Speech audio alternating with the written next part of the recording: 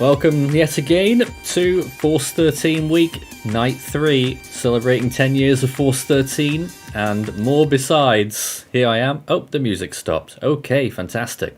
Well, that's a great way to enter the stream, and I imagine that the whole stream tonight is going to be in that vein, because a few things have happened in the last with our schedule, but we have got a few interesting things tonight. First of all, what we were supposed to be doing was I was going to make a production of the top 10 iconic Storm updates, but I've not had time to produce that, so in essence we're just going to have a team discussion of the best iconic Storm updates, or whatever we feel, which is mainly going to be a chat with the team, which, that they're here, so that's always fun. Then we've got more monthly summaries at past, and then at the end of the hour, coming into the next hour, we've got the Super Cyclone Challenge, but there's been a little bit of a lack of challenges recently, so what we're going to do is a bit of an impromptu Guess the Storm in the next hour as well. Because also Xavier was supposed to be providing the 2021 Team Hypo, but he's not actually here tonight, so that's not happening tonight. Then, at midnight UTC, 2 hours from now, is probably the highlight of tonight, where we have our special guest, Benison Estereja is coming on, Pegasa Meteorologist, so that's going to be a very interesting interview.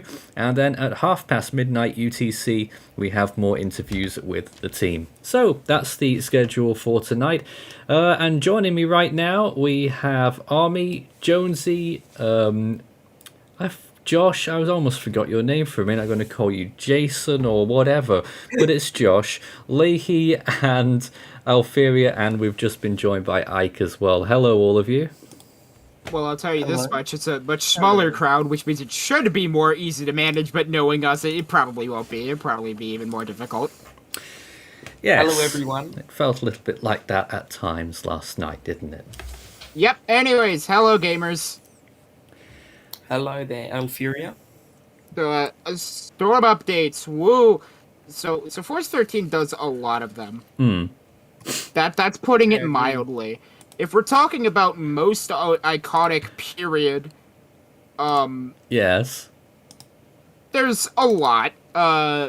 Such as the most iconic for me is Wanda, but that's just because I did that one. I'm kidding. When you think of most iconic Storm updates, it's either for the best reasons or for the worst. Sure. You have Jobo's for the worst, you have Jobo's first update. Not gonna explain why, but if you were here yesterday, you know exactly why it was the worst one. Jobo continues its odd, bizarre track across the Southwest Indian Ocean. Yeah. When I think of video updates, I think of the Dorian covers. Yeah, Dorian. All right, Dorian, I've got one. Let's try this. Sure.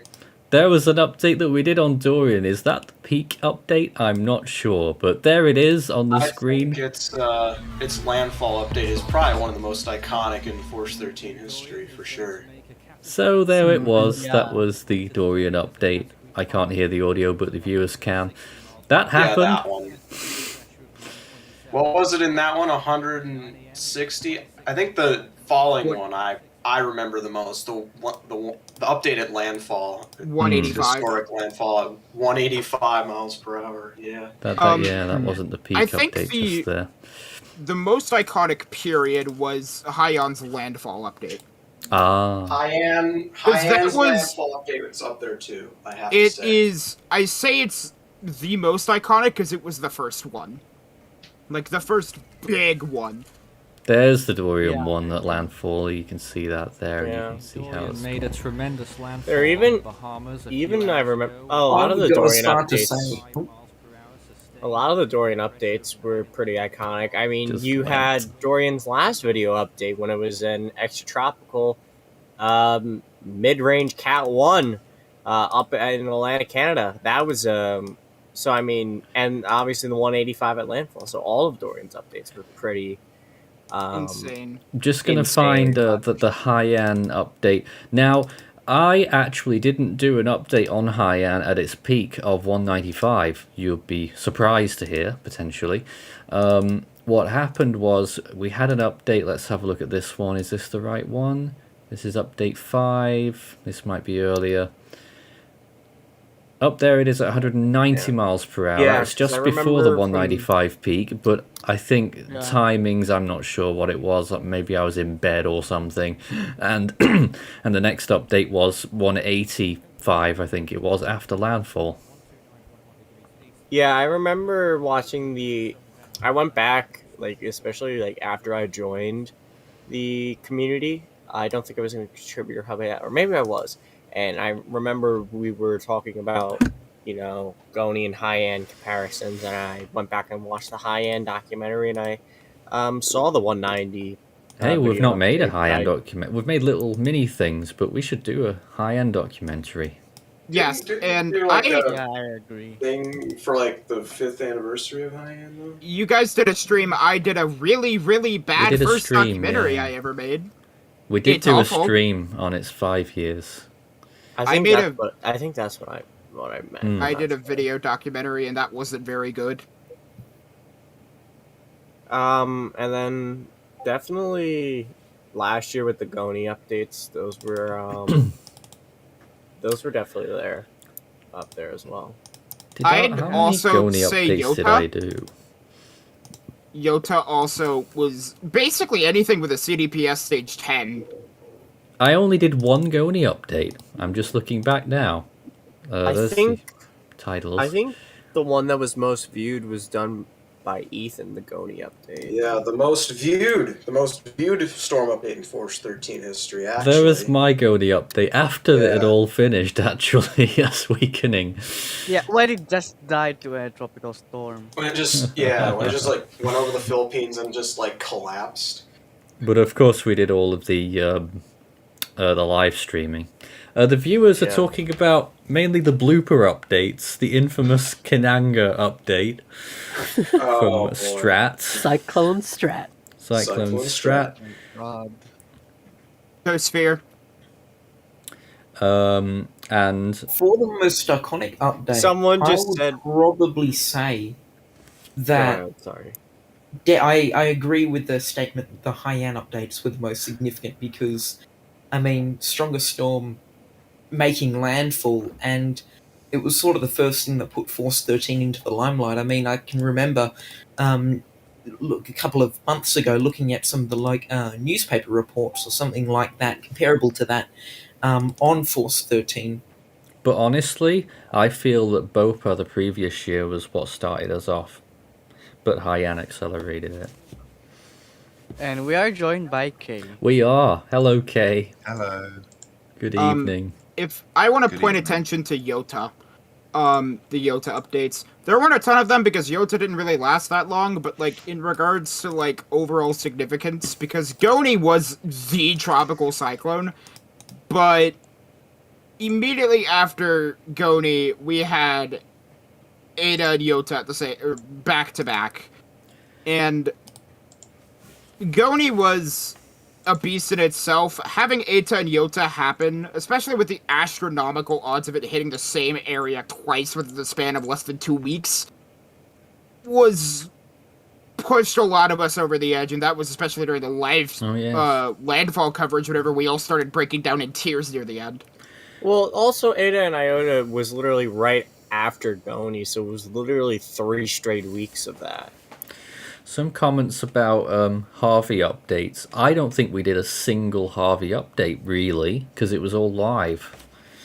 Yeah, Harvey was just came out of nowhere because it formed in I believe it was a Cape Verde, died as soon as it got to the Antilles, and then was just a low all the way across the rest of the Caribbean and the Yucatan, and then came out in the Bay of Campeche and southern Gulf of Mexico, and then just exploded there into southern Texas. Well, I think it actually formed near the Antilles in the MDR, lower MDR. It did. Not Cape went Verde. to the Eastern Caribbean, died out, and then regenerated. Center. I think what it was is it was first a wave by the Cape Verdes. I think that's what it was, and then it formed by the NVR. That's why I think it's considered a Cape Verde, but it didn't form out there.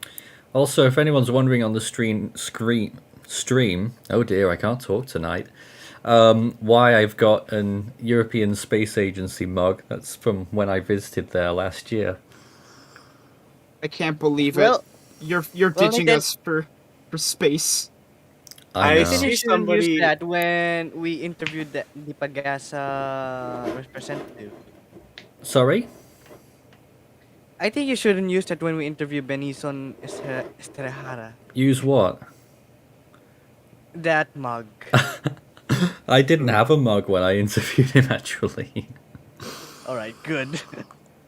I liked someone in the chat said, what about the update on Ada last year where somebody said Typhoon Ada instead of Hurricane Ada?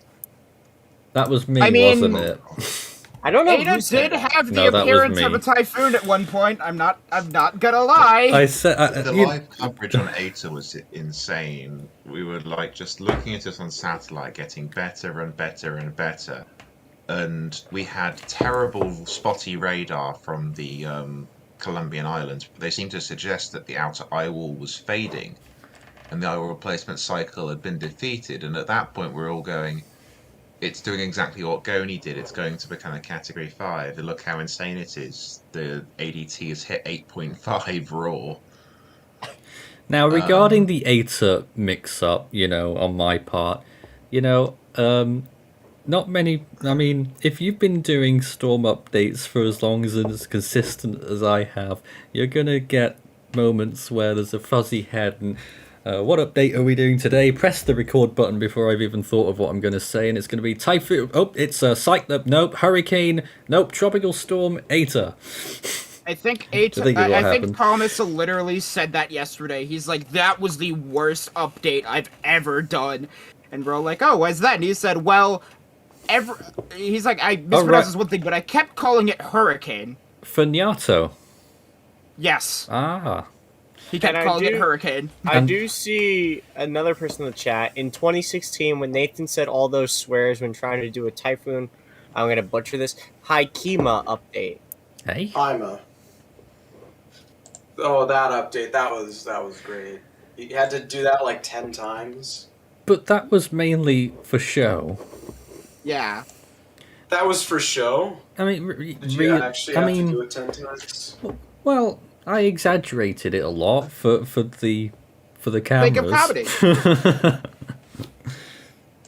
Kind of like how I tend to do really stupid stuff on stream, like how I slammed my door that once. It was for the sake of entertainment. It definitely was during stream as well. During Heimer. However, it's not the same thing. But the Joaquin ones, I was everything was breaking down, and that's a little bit more authentic. The Joaquin complaints. Oh, yeah. Ah, yes, Joaquin. I remember that storm. The storm that was supposed to come up the East Coast, but then just went out to sea and affected Bermuda. Yeah, technology has been a recurring theme in Force 13 content. But we're going to get much better next year, Kay. Oh, absolutely. I mean, you talk about... I mean, I when I do live streams, it's pretty high pressure, and when it's not so much technology failing, it's just you trying to find something to say whilst you do 10 people's jobs at once. Because a professional television station would have a gallery full of people pressing buttons to do all of these things, and I just have to click a mouse. That is true. What were you going to say? But I know it's not storm updates, but I think we had a 50% ratio of successful start to black screens on the Force 13 Sundays last year. Yeah, so that's last year.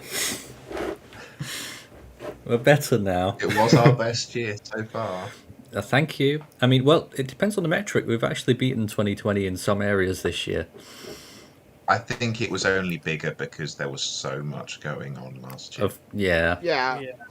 It kind of goes without saying. But really also because people had a lot more time on their hands. Yeah, and that is another thing, yeah. Yeah, everyone's going back to school now because vaccines and all that jazz. Yep. Pretty much. Let's see what more questions we've got right here. People asking about tropical weather bulletins already for next year and whether we're doing it on May the 15th. Do you I think so. Do you know which update people think single update people think's the most iconic? Was there any polling or anything? We've not really done any polling, no. But I'm sure the viewers have many opinions for us, right? Of course.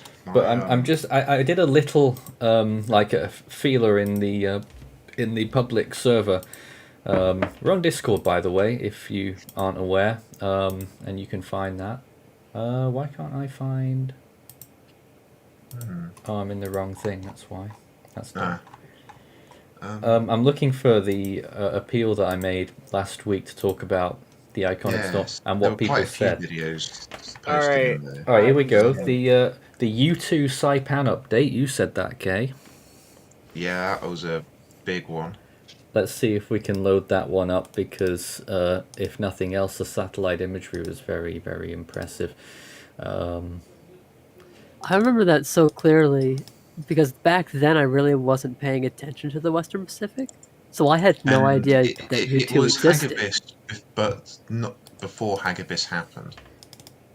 I remember Hagibis. How it intensified and then moved through the Mariana Islands. I'm just gonna break in. This is not a storm update, but we are down one less storm. Teratai is now extratropical.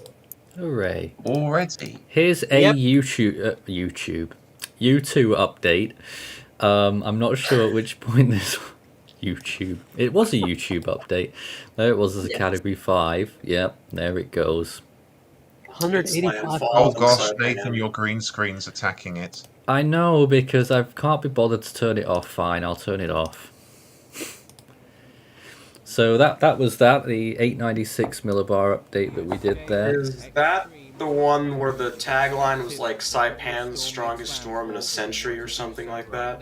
I'm not going to remember that, Ryan. I It was either remember that one or the following one, closer to landfall. Or There at was the landfall. imagery. I remember Guam and the Northern Mariana Islands were under the gun for that.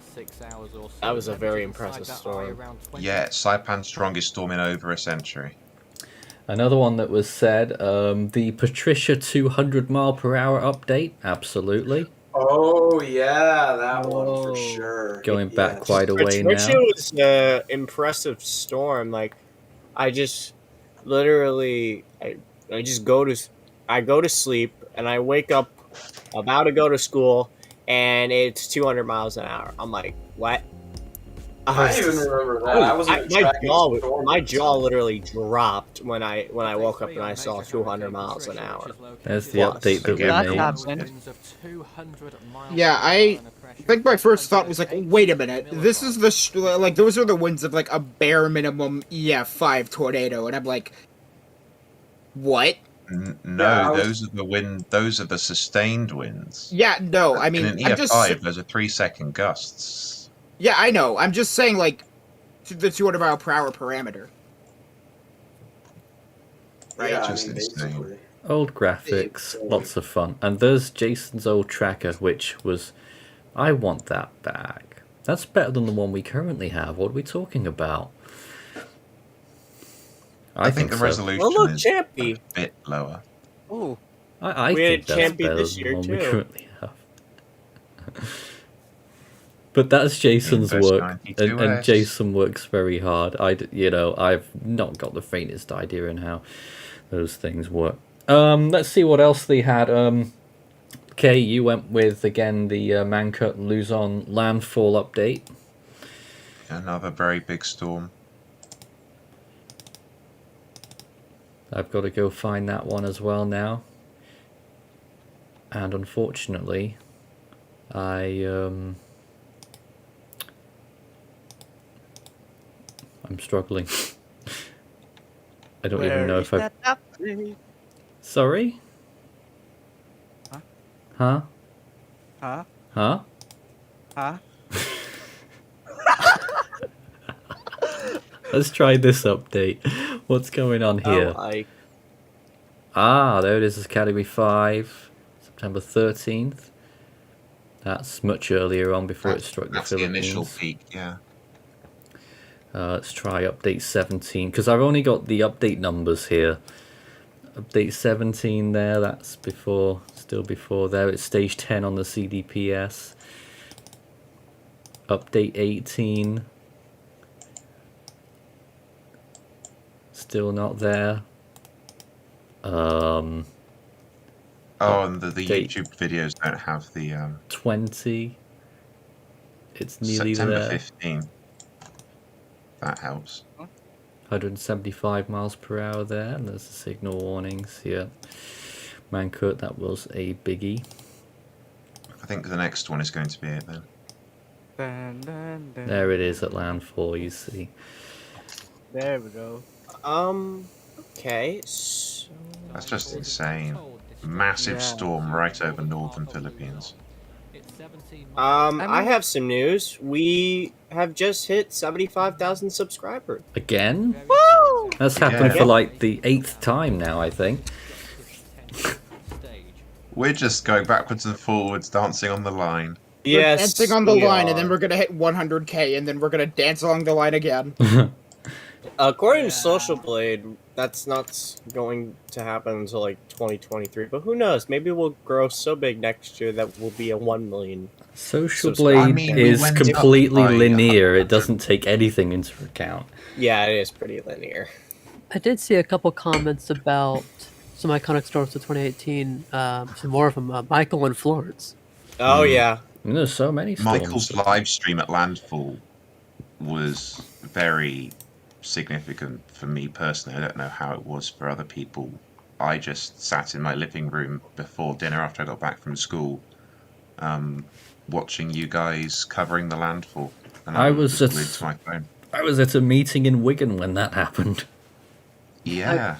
I can remember that. Cat 5 was called correctly by the team at that time. I had to communicate Was it with them actually from called during? a hall. Was it actually Yeah, it was live? called as it made landfall. Yeah, they didn't. I thought it was reanalyzed later. Yes, NHC officially You sure, marked Kate? it as Category The 5. NHC did No, it much like, later. Even It was during reanalysis for NHC. No. Yeah, Also, NHC did a Cat 5 reanalysis. Michael track within 2 days of Yeah. making landfall. That's when it wasn't operational, but 2 days later is when we called it a Cat 5. No, well, It Force was. 13 officially didn't call it, but the people who were live were going, I think this Oh, is were a Cat they? 5. I think Oh, it's a right. Cat 5. Yeah, Okay. that was one thing I clearly remember, because I remember in, I think it was my sophomore year of high school, I was at lunch, and everyone in my high school knew me as the weather kid. That was and trust me, it was because back in middle school I did the weather during the second half of the school year. It was awful. But basically everyone knew me as the weather guy. Forecaster? I was a school weather forecaster. Well, that's a thing. Wow. I know, I mentioned the Southwest Indian Ocean. Why doesn't my school have that? I would be in that. Okay, I would have been that. Come on. back on topic with what I was going on about Michael. So I was at school just watching it on my tablet, because that's what I was doing, and I was using a VPN because obviously school internet blocks it. And all I could hear was the southwestern eye wall supporting Category 5 status. And that was... Southwest eye wall. Yes. Or southeast, I believe. It was one of the That two. would make more sense. They were saying southeast eye wall is supporting... Yeah. I The remember ridiculous Category 5. thing with Michael is that its best satellite presentation was for the half hour starting at landfall. Its best presentation was as it moved over land. And you're not supposed to see that in a system which strengthens by being over warm, deep ocean water. Now, If it means- Brady is the GOAT has sent us a message, and thank you very much for your support with that message, saying, do you think the name Ida will be retired? 100%. It's Yes, no guaranteed. doubt. If it doesn't, I'll guaranteed. eat my own shoe. All right. I'm just looking through the year. It looks like the best storm update that we've had of this year was the first update video on Felicia, and that had 152,000 views on That it. one was a I don't pretty know what was odd. going on. Everyone was fascinated with Felicia. I think it was YouTube algorithm doing YouTube algorithm things. Yeah, and I think yes, everybody it wanted did. to see the first Western Hemisphere, Northern Hemisphere Cat 5 of the year. but then Felicia didn't become a Cat 5. Nathan, that was one of your updates, Felicia. I believe the update was Cat 4. Yeah, it was Yeah. Cat 4. It was Cat 4, and that was with a whole... I'm not even going to talk about it. But, like, Michael, I think from this year, most iconic was... Well, I mean, this entire year has been very weird, because traditional hurricane season, West Pacific... everything went out the window this year. Every basin was behaving abnormally. Yeah.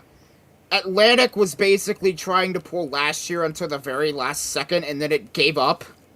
It was trying to do 2005, but then it tripped and fell over itself before it got Yeah, it tripped over itself at the end of September.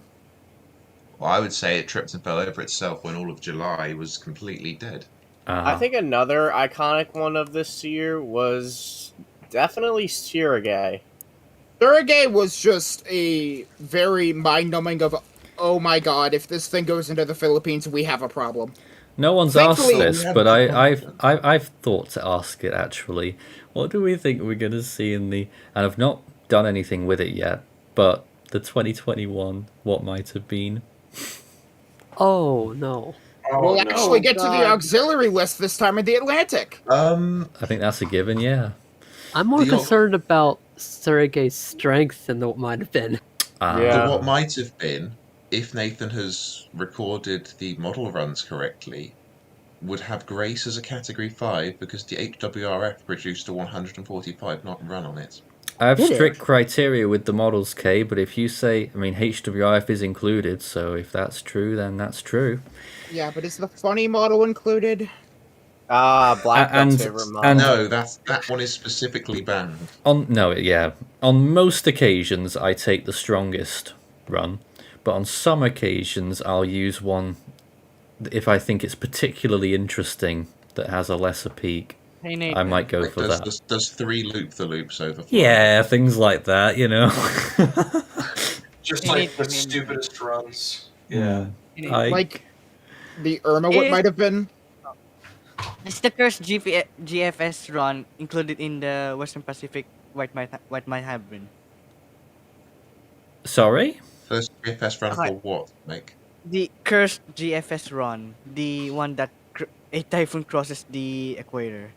Oh god. I don't. If it was an invest and someone saved the model run, then yes. I only make things out of invests though.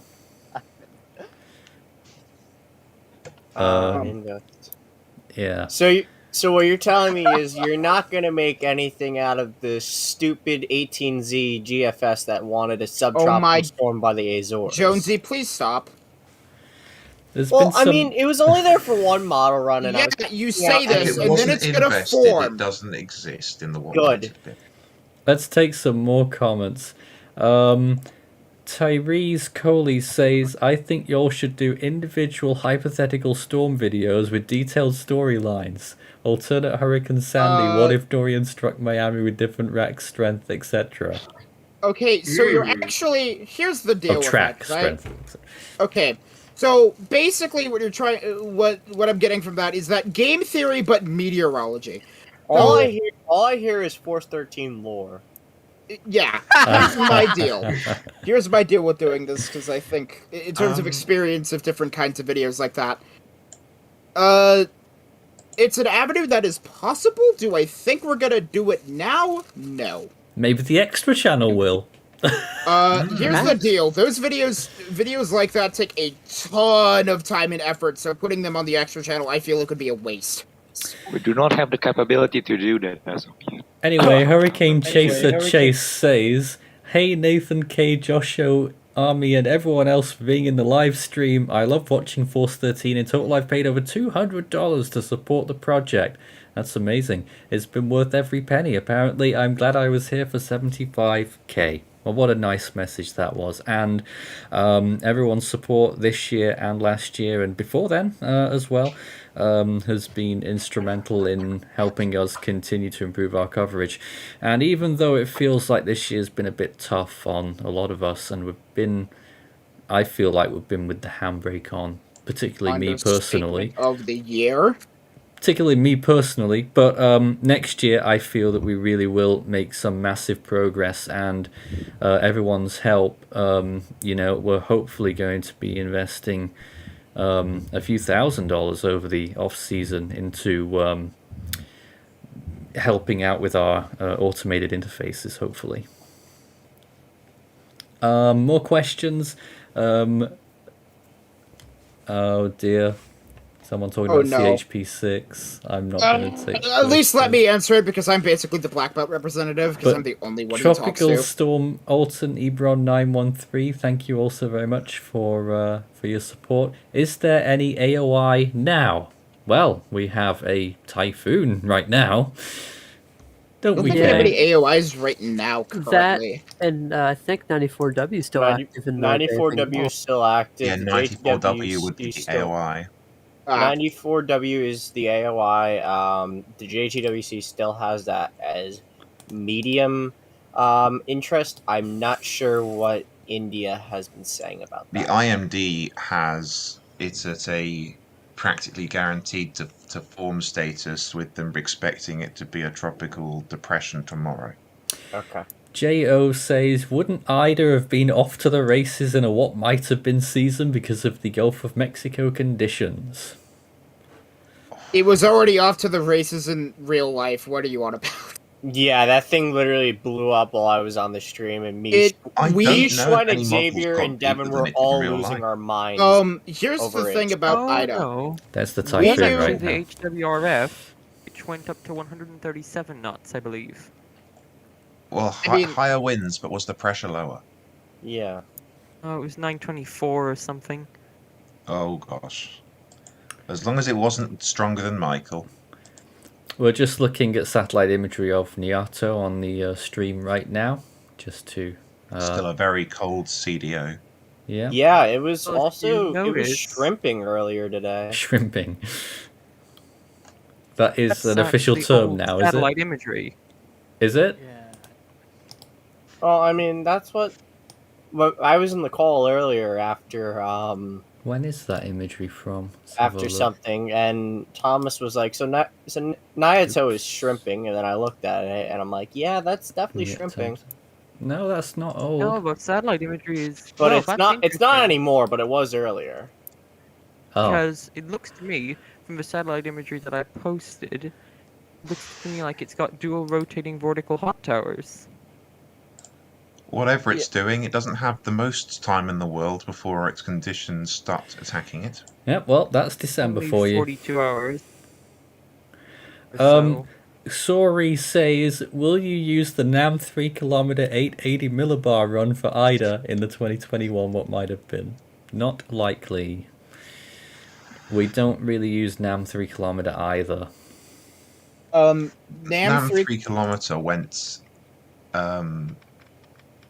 into the low 800s for a storm that didn't even get to Category 2 in the last 2 years. I don't remember which one it was, but it was ridiculous. I know it went crazy with Henri. Yeah, it said that became a Cat 5. Well, it wanted to become a Cat 5 off the Mid-Atlantic coast, I believe. Yeah, so Category 5 north of the Gulf Stream. Makes sense. Makes sense. Yeah, here's the deal with NAM 3km. It is a weather model used for tornadoes and severe weather. It is never meant to be used for tropical cyclones. Absolutely. When it comes to tropical cyclones, just use the NAM for comedy. Just don't use it for anything else. Just comedy only. You only use the NAM for severe weather and winter weather. You don't use it for tropics. And on that note, let's move on to the next segment of our stream, where we're now looking back at more storm summaries for the months of June and July of this year. What happened, folks? Because I don't know. Right. Well, where did we leave off last night? July and August, not June and July. One thing I do know happened in June is we had Tropical Storm Walmart. Walmart? Yeah. Hey, I already Claudette. ranted about it yesterday. I am not talking about it again. My We blood are talking pressure. about the fact that Claudette formed within 200 meters of a Walmart car park. Oh yeah, I just realized today was That supposed to be June and July, but we went into June yesterday. Oh, we talked about Claudette because my blood pressure was reaching a very dangerous level, and I needed. Yeah, because we also talked about Danny, and then I mentioned. We stopped at Danny. I mentioned fast-moving Elsa, which would be the first storm of today, which it literally was because it formed on July 1st, and that was a fun storm to track because, as I said, it was literally fast-moving Elsa. And now that was hold on, I'm really confused now. We did June yesterday, all of it. Yes. Right. Yeah, so it's July, August today. Yeah.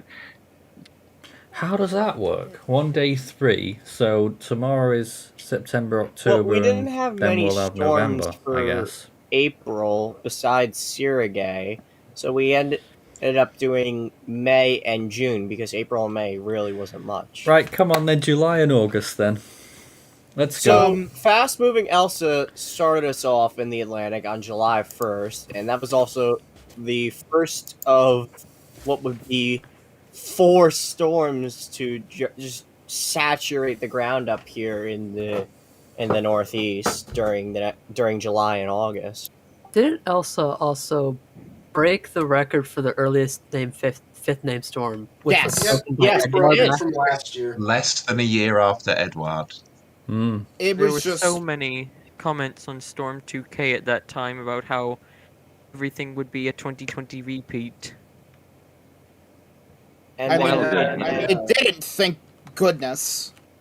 The thing with Elsa is it depends on if you want where do you make its extra tropical point.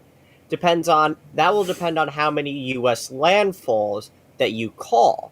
You can just call the ones for Florida, Chesapeake Bay, and Long Island as tropical and call it a day, or you can include the slight time that I went over Cape May in New Jersey, as well as Rhode Island as tropical, and then you have 5 U.S. landfalls, but it became extra tropical shortly after landfall in Rhode Island, so it could only be 4 or 3. It really depends. Elsa was a weird storm, and it was a fast-moving storm for the longest time, and then as soon as it got to Cuba and Florida, it was just slow. I remember. I just want to was mention a storm that I'm very glad happened when it did. If Elsa had happened a month later, it would have been Category 5 at some point in the Caribbean. And the only reason it didn't is it was moving too fast to consolidate. Yeah, and the thing with Elsa, literally after Elsa, sorry for cutting you off, Alfieri, but I'll let you go after this. Like you said, Kay, that was literally, if it happened a month later, it could have been a Cat 5, and we had nothing in the Atlantic for a month after Elsa. The MGO just decided to kill the Atlantic, and I am grateful for that. But then when it returned, it was awful. One other thing about Elsa. You know how I really stressed out how lovely it was that Tropical Storm Walmart strengthened over land? Happened again with Elsa over Virginia. Over another Walmart? Nope. At least it probably was. There's so many Walmarts here in the U.S., it probably did. Yeah. But like, I think one of the main things we were really concerned about was, first of all, was that H-Wolf was like yelling Category 3 into Cuba, but after that, we had that apartment building, or the condo complex in Florida that collapsed, and everyone was really concerned about the recovery effort. Oh, yes. Because Elsa was happening at the exact same time. Yep. Well, from what I remember, and I mentioned this on the stream before it actually made landfall, is that they went ahead and demoed the other side of the building and canceled the operation effort until after Elsa had passed. Yeah, that's exactly what they did. Moving along. One thing I would like to note about Elsa is, remember when Recon found an open wave near Jamaica and then it just repaired itself in about 3 hours? That was great. Yeah. Not sure if it even was an open wave, it was one for such a brief period of time.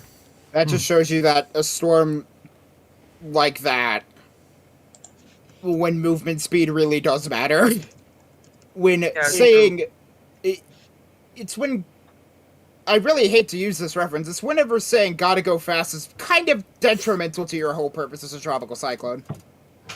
Certainly is. What's next then? The next storm was Absolutely. Tropical Depression 07W, Philippine names among. I probably butchered that. Yes, that Which was was indeed the next name. which was your typical Philippine AUR tropical depression. Passed through the northern islands of the Philippines, passed through just out of Taiwan, and then just went into China and died. And Call it a that's tropical storm briefly. Well, it had that burst of convection you can see there. And then at the same time, we had Tropical Depression 08W, just another tropical depression that didn't form in the PAR and then just became a tropical depression in Not between the tropical Hainan cyclone. and Vietnam. By the time it did dump a lot of rainfall, though. It did, yeah, it did. It was that time of the year where those weak storms always form over in those areas. Yep. And then afterwards, we had Ethan's favorite storm of the season, but he's not here. He's not. Why is he absent? He's not here to defend his Felicia. Tut, Ethan. Yeah, sounds like I think Ethan is just coming to grips that Eastpak is kind of boring occasionally. Felicia was a storm that made a run. If it made itself a Cat 5, I think it would have been the smallest on record. I think Well, Devin peak told intensity me at is the only time that 145. Andrew was smaller. Ah. But it was a very small storm, and we were not expecting it to get as strong as it did. Oh. Yeah, it was pretty small. It got strong. 145, 945 peak.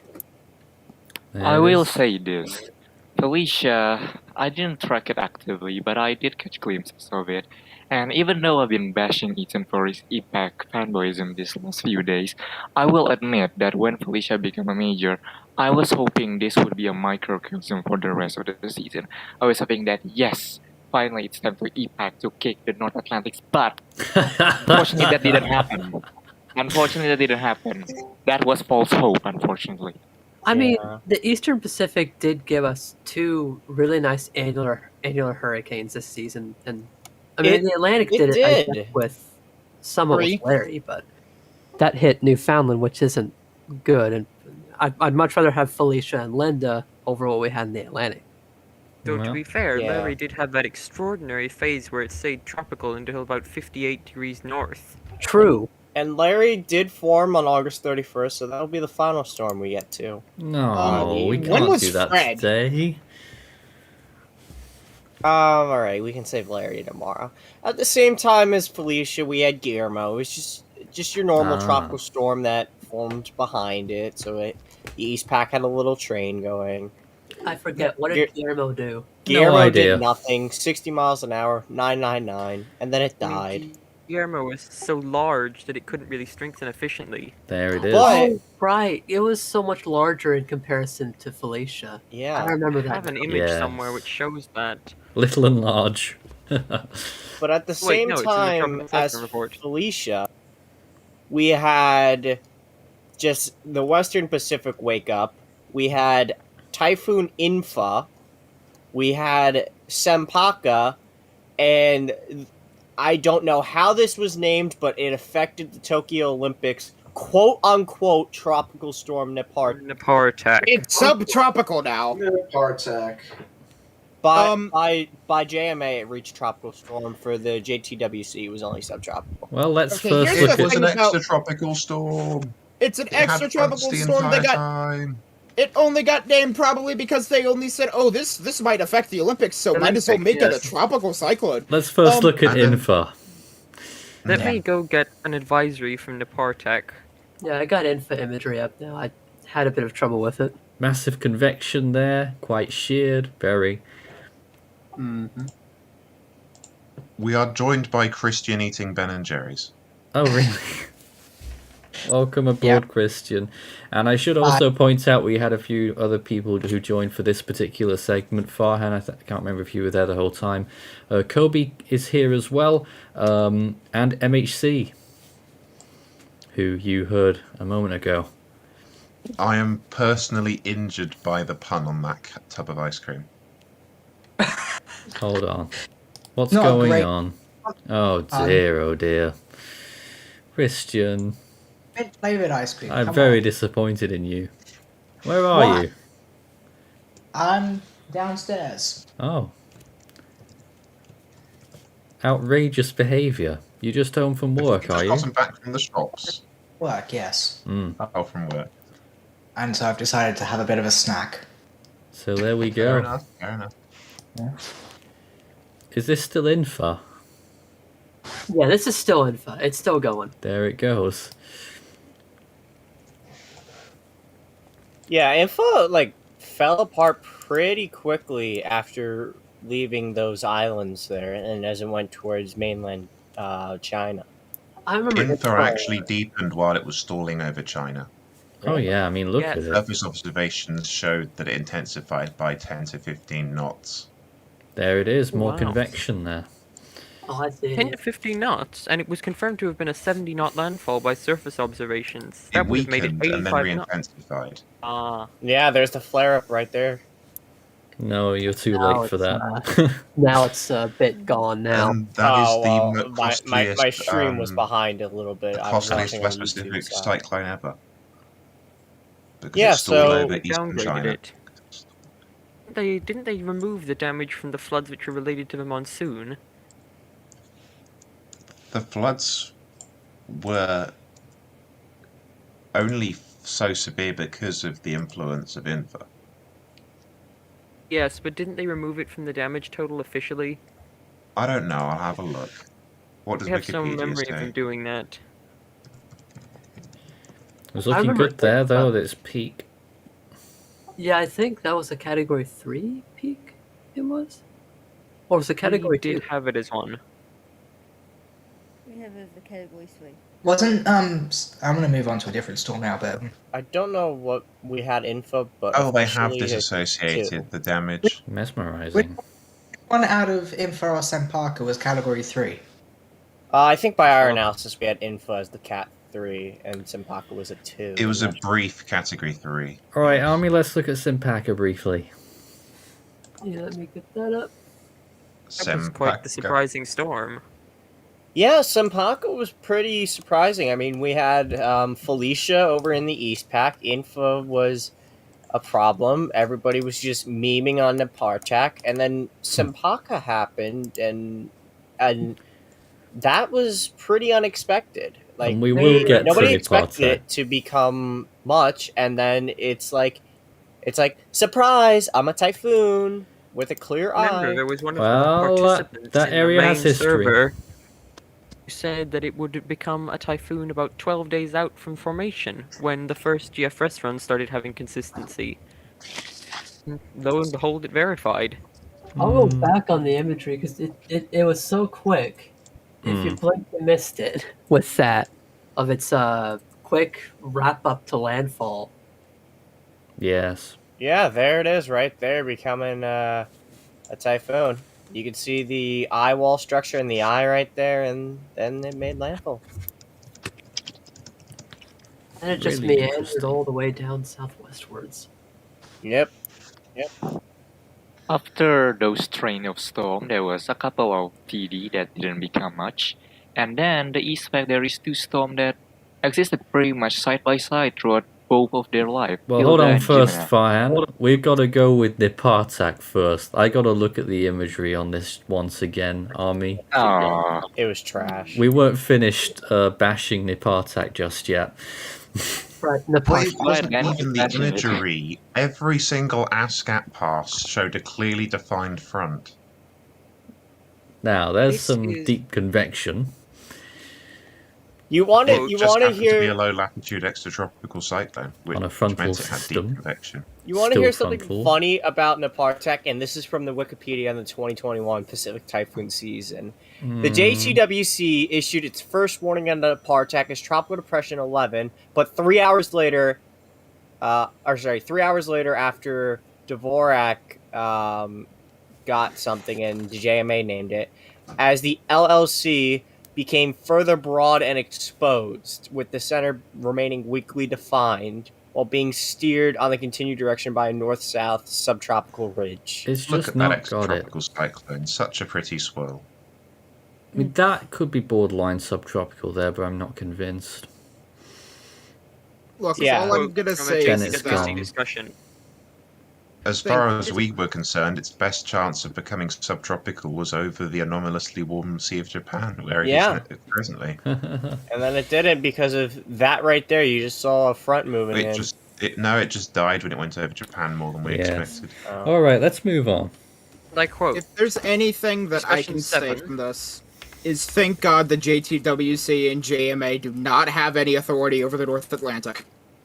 Well, no, the JTW 11W is a subtropical system. Tropical storm 11W will not change into a tropical system. Which makes no sense at all. Was it Hilda next that we were going to look at? Yeah, so Hilda was the next one up, due on July the 30th. I think Farhan said there was something, a TD. That was August 2nd, but that was a TD in the W pack, so we're not going to get to the W pack for a little bit. But yeah, we had Hilda form on July 30th, and also, actually, sorry, the East pack went on a little train here with Hilda, Jimena, and Ignacio. Mm-hmm. I don't remember this storm at all. Because it was slop. I mean, it reached hurricane status. What did it peak at? 85 miles an hour, 985 pressure. It was the strongest out of the three because I think Jimena took forever to form. Behind it. So it went probably Hilda, then Jimena, and Ignacio was the one closest to the coast. Matter of fact, Ignacio formed before Jimena did, I think. Actually, no, Jimena. I don't know what formed first. So many spam. Huh? Oh, I'm sorry. Ignacio formed first before Jimena, and Jimena was 9E, and that was supposed to be Ignacio. But it became a remnant low on August 1st, and they monitored it for development, and then it didn't become Jimena until August 6th, after, Ignacio formed on August 2nd, and then just died a day later. I suppose in this view we'd be seeing all of them, because I know at the end of the loop there, I think we saw Ignacio, or what was Ignacio. Ah. Yeah. So there's Hilda. Right behind that is 9E, which would become Jimena, and then you'll just see it die, and then over on the right, but what's in the black would be Jimena. Jimena actually had an eye wall on microwave briefly. Or I'm sorry, no, that would have been Ignacio. This was Jimena. I'm getting vibes from Oh wait, no, Jimena's the one on the left. I'm sorry, that's what it was. So Hilda was the middle one, Ignacio was the one on the right, and there's Jimena firing up right there.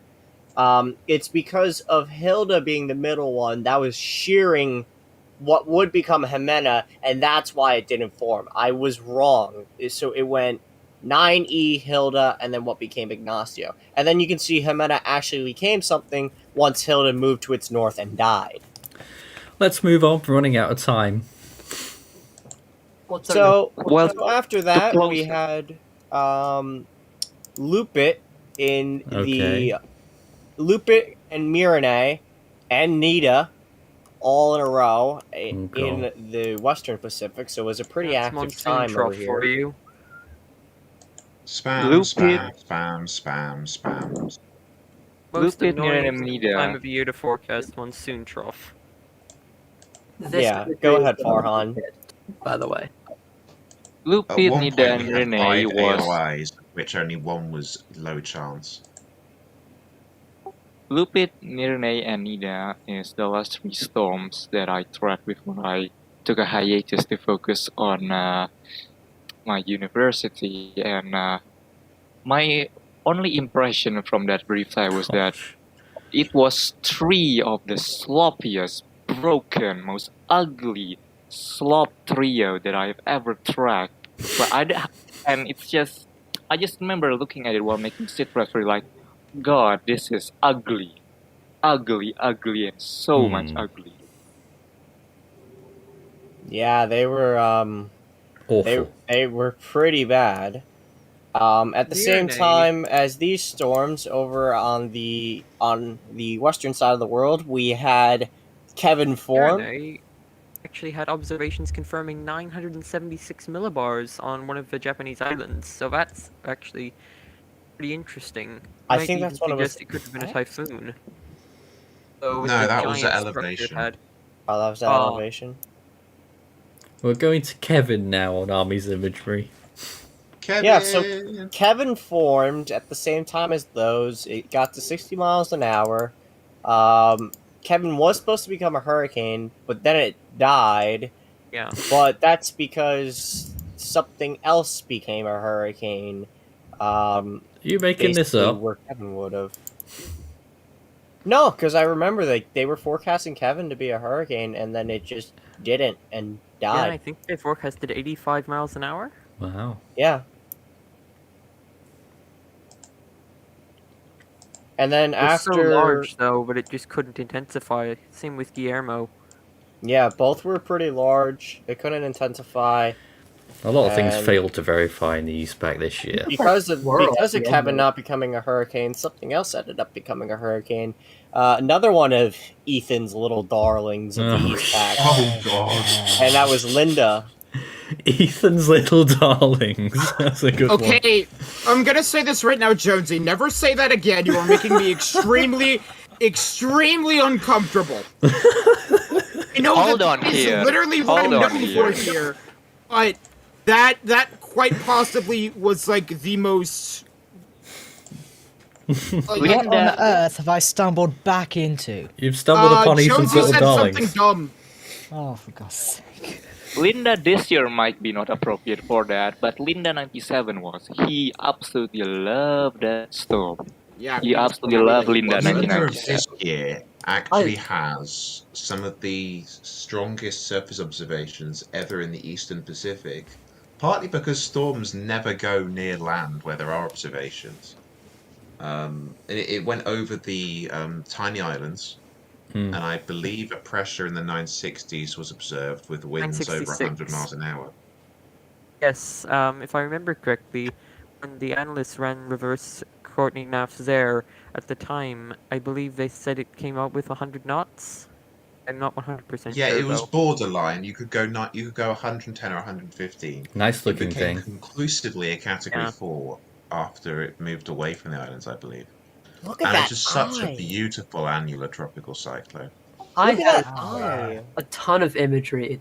The RAM imagery, I don't know, to me it just makes the storm look a little less impressive than it actually was. Right. The imagery that I have in my files of it, I think it was during... Just look at that spin. The first annular phase.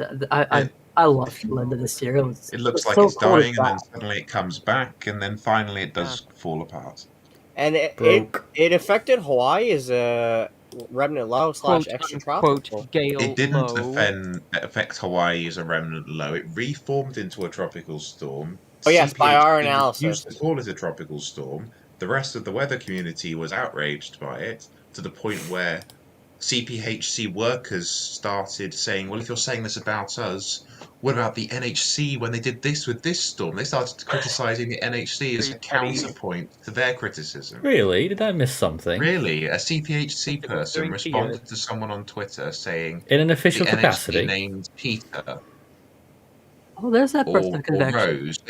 They made the point that if the NHC named Peter or Rose, which one I can't remember, why are people criticizing them for not calling Linda a tropical storm when it was one? Yeah, and then there's Linda just going through as a remnant through Hawaii. And it had it that finally convection died. before it went through Hawaii.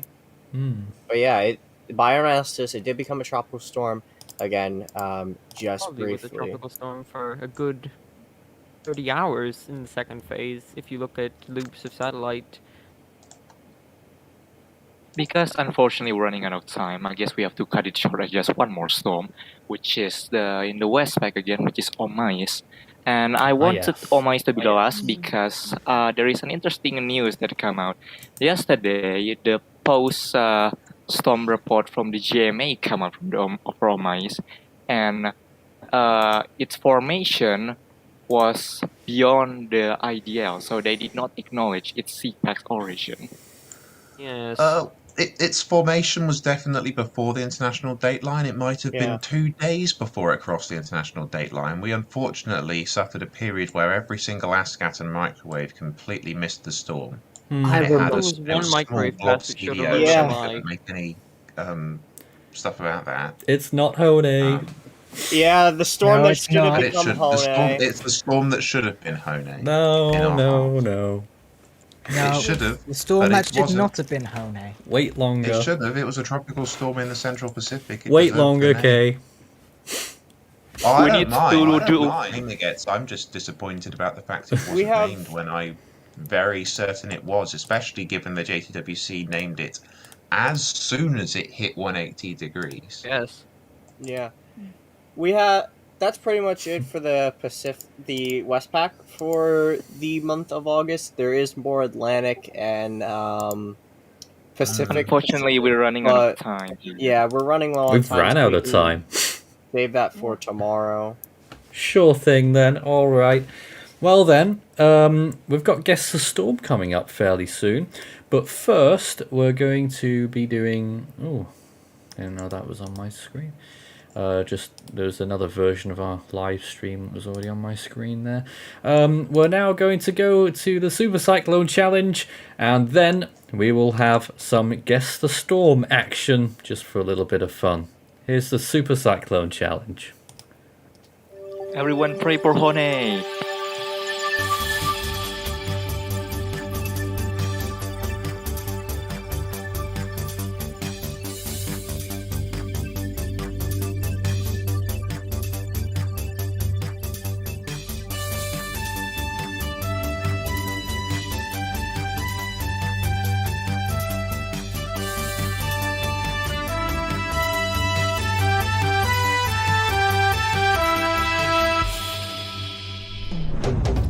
Welcome to another episode of the Super Cyclone Challenge. We're on Wednesday night here on Force 13 week, our 10th birthday week. Of course, we had our birthday yesterday and we've been feeling very generous. During Force 13 week, we're playing loads and loads of Super Cyclone Challenge games. And the solo players that play during this week, whatever miles per hour they win gets converted to US dollars. Later in the week, on Saturday, we've got All In for charity, and on Sunday, we've got All In for real for those contestants, so we'll see how that goes for them too. However, tonight, I am joined by Jonesy. Hello. Hello.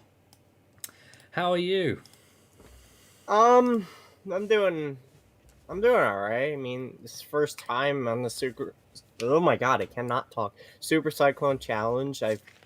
I've seen the ones from this week and I've seen some previous ones, so I kind of know what to expect, but I'm also not expecting to do the greatest, but as long as I make it past last night's contestants. So you don't think they did very well, did you? I was actually surprised that they didn't make it that far, to be honest. I don't think I'm gonna get to Ethan levels of a major, but if I can get to at least Hurricane, I'll be happy. But I'll get what I'll get, and we'll take it a question at a time. And if I can even get named, I'll be happy. Blimey. Well, that's a starting point, I suppose. Yes. As always, Jonesy, and that is your nickname, isn't it? I don't know if you'd like me to reveal your real name, but 24 questions there. On the way, the safe zones Well, I mean, 40, I'll just... 75, 115, 150, and 180. Well, no, there's too many Ryans in the world. Yeah, I was gonna say. Well, I mean, I'll just say it. I'm like another Ryan, but there's a lot of us out there. In the Force 13 universe, it's full of them. Yeah, we've got like 4 in the contributor hub, so it's better that I go by the name. So That's a good nickname. And we begin with the lifelines, of course. You've got 4 to start with. The half-time lifeline, where we move on to the next question. But the time limits for skipping that question get halved for the rest of the game. The 50-50, flip the question, or the risk lifeline. If you get the first 5 questions in a row answered correctly without using a lifeline, you will get awarded the 5th one, the double dip. Alright. That didn't happen in the last 2 games, so best of luck on hopefully that happening, because it'll obviously really help you get propelled towards getting a much higher score. Yeah. Of course, you've got to use them, though. I mean, both players yesterday still had 3 left, I think, when they failed. They did. I think Rishi had 2, but yeah, you know. So I don't know, but we'll see how things go. You ready to play? Excuse me. Yeah. Well, let's just get this started. Fantastic. Let's get the pain over with. We begin with question number 1, which will hopefully get us to 20 miles an hour. Hopefully. What is the highest hurricane category? Is it 1, 4, 5, or 6? I would have to resign if I got that one wrong. 5, final answer. That is the right answer. Oh dear. I think some people would be happy to see category 6. Who knows? Not in my house. Maybe one day. Okay, question number 2, and it takes, for some reason, I do the same thing every time, but it takes me long to fiddle about getting the next question ready at the beginning than it does later on. Here's question number 2 for 30 miles per hour. Should do just fine. Alright. Gaston the Cat is a pet of which Force 13 member? Oh, is it God. Marcel Holos, John Courier, Devon Williams, or Xavier Burns? I'm gonna... Well, I know it's not Xavier or Devin, and I don't know John, so I'm gonna guess Marcel. Final answer. That was a guess.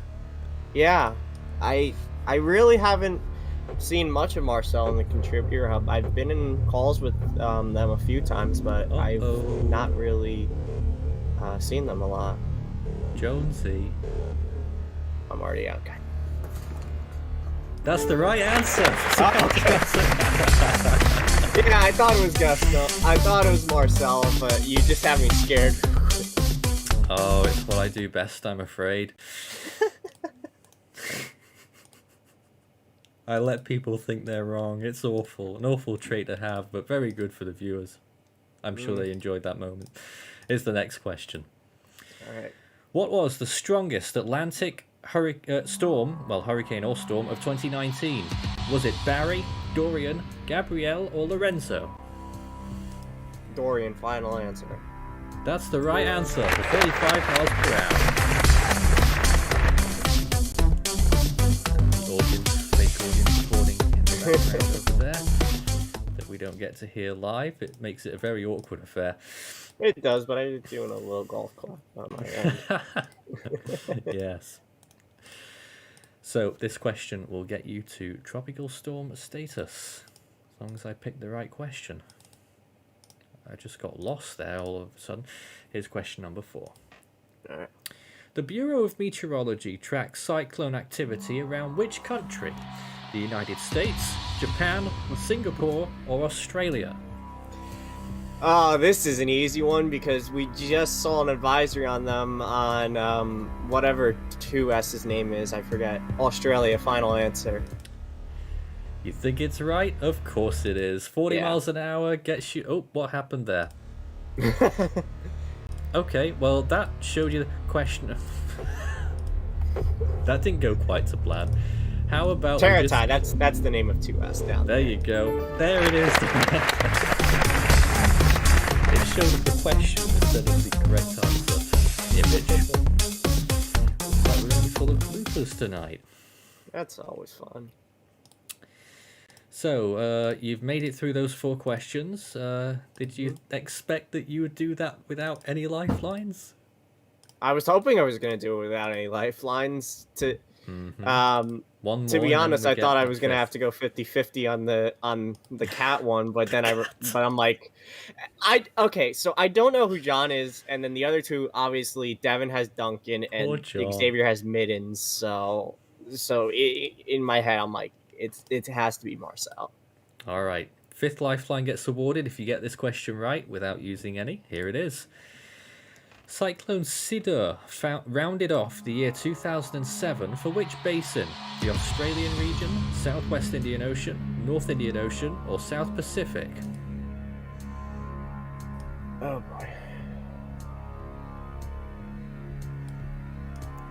I'm going to use one of my lifelines here. Okay, we'll stop the clock. Can't find the clock. There it is, 14 seconds.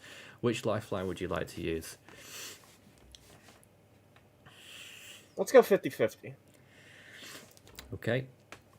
It is between Southwest Indian Ocean and North Indian Ocean. Start the clock. Oh.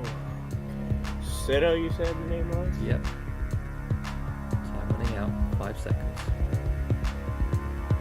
I'm going to go with 1. Southwest Indian. Final answer. Well, I've given it to you as your final answer. What made you think it was that?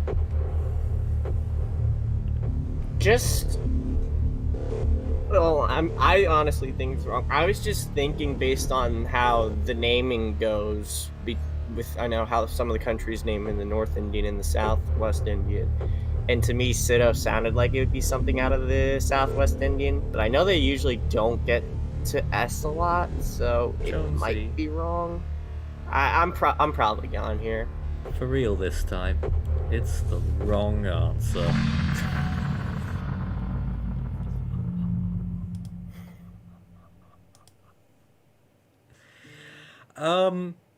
Well then.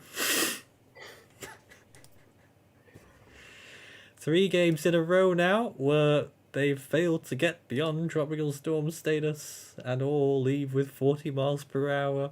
Jonesy is the latest, but it does convert to $40 US. So, of course, you walk away with something. Yeah, I mean, I didn't expect to get that far. I mean, I'm at least happy that I am walking away with something, but I could have done better, but and I know we were saying this on the stream last night. At least we did better than Schwent. But you didn't. That's the meme though. I know we all did the same, but in theory. I mean what you call it. Hopefully I do better. If I am here for the all in, I there's probably people that get farther in, but if I am here, hopefully I end up doing better. But yeah, it's just when it came to the when it comes to the Indian Ocean basin, I need to get a little better on that. It looks like. I'm afraid so. That's how it goes yet again on the Super Cyclone Challenge. Hopefully someone else will turn up shortly and make more of a game. I don't know. I'm just filling for time. And this is Force 13 Live. On to the next game.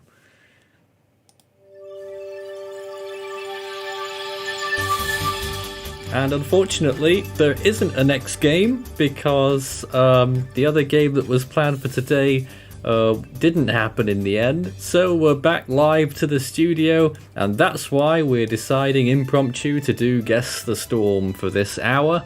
Also because we don't have the Team Hypo ready either, because Xavier isn't here today, so that's something else that we're having to plan for. But that's fine. We are back in the studio. My name's Nathan Foy, and I'm here again with the team. And it's time for a wee bit of Guess the Storm. Oh joy. In my defense, for people wondering why I didn't do well, historically I'm well with the Atlantic and East Pac, but for the other basins I only know like the more recent stuff, and I really didn't know. Literally that's the first time I heard of Sidr. So I looked it up, and I was like, it's like, first thing on Wikipedia, Cyclone Sidr was one of the worst natural disasters in Bangladesh history. I'm like, oh. Oh, how I wish I And could then when I have looked at gotten the name of Sam the and name Neo origin, because I thought it was it was gonna be like out of one of the like African countries. It was like it's a plant that's mainly found in tropical Africa and the Middle East. I'm like, oh, that's North Indian Ocean naming. Yep. So yeah. All right then. So everyone's here, all ready to play Guess the Storm. I'm sure the viewers are more than ready to eat you up on Guess the Storm as they normally do. I just want to point. I just want to yeah. point out if 3 people in a row didn't do very well in the Super Cyclone Challenge, why did I not apply? Yeah, it's a good question. You already used your luck on the All in 2020. You already used all your luck last year, Christian.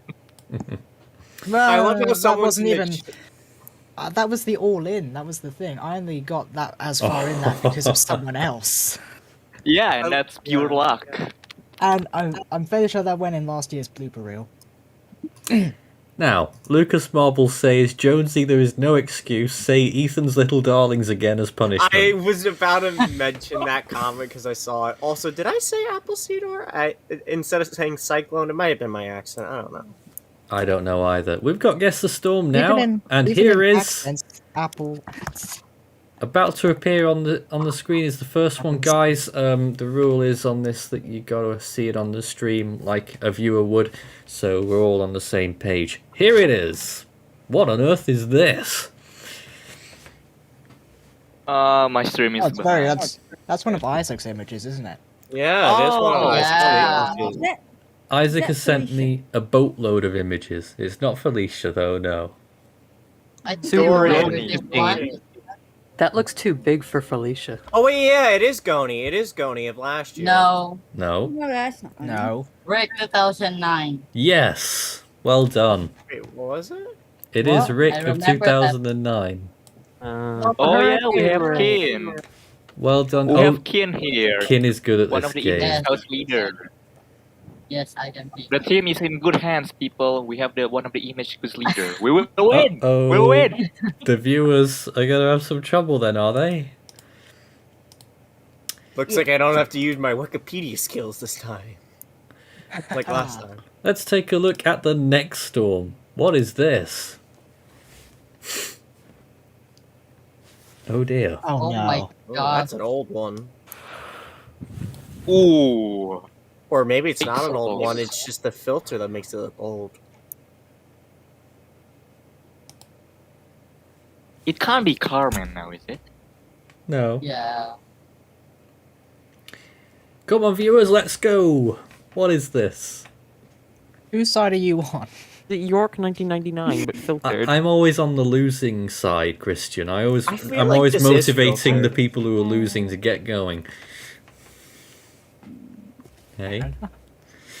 This definitely looks filtered.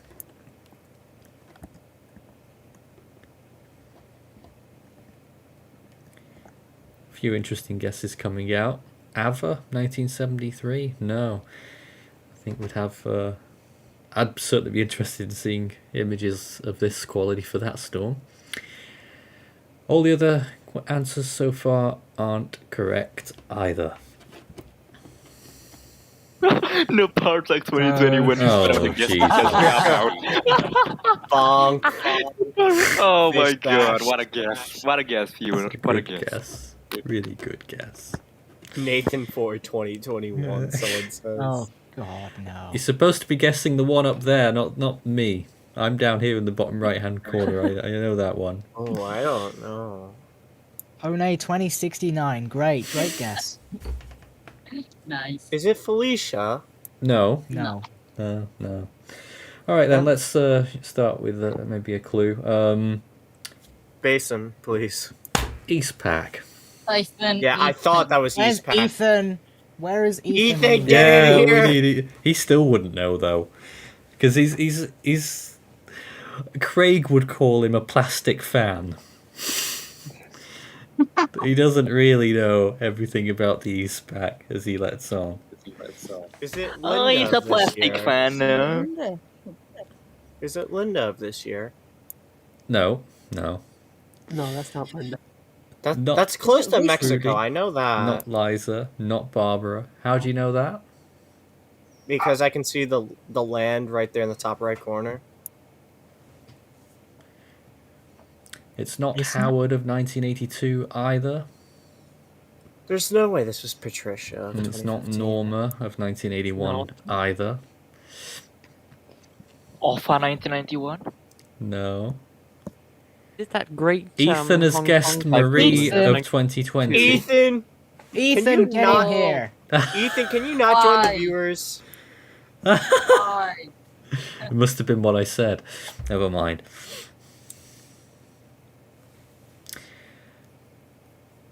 Oh dear, now there's a war going Me on. and Christian at the same time.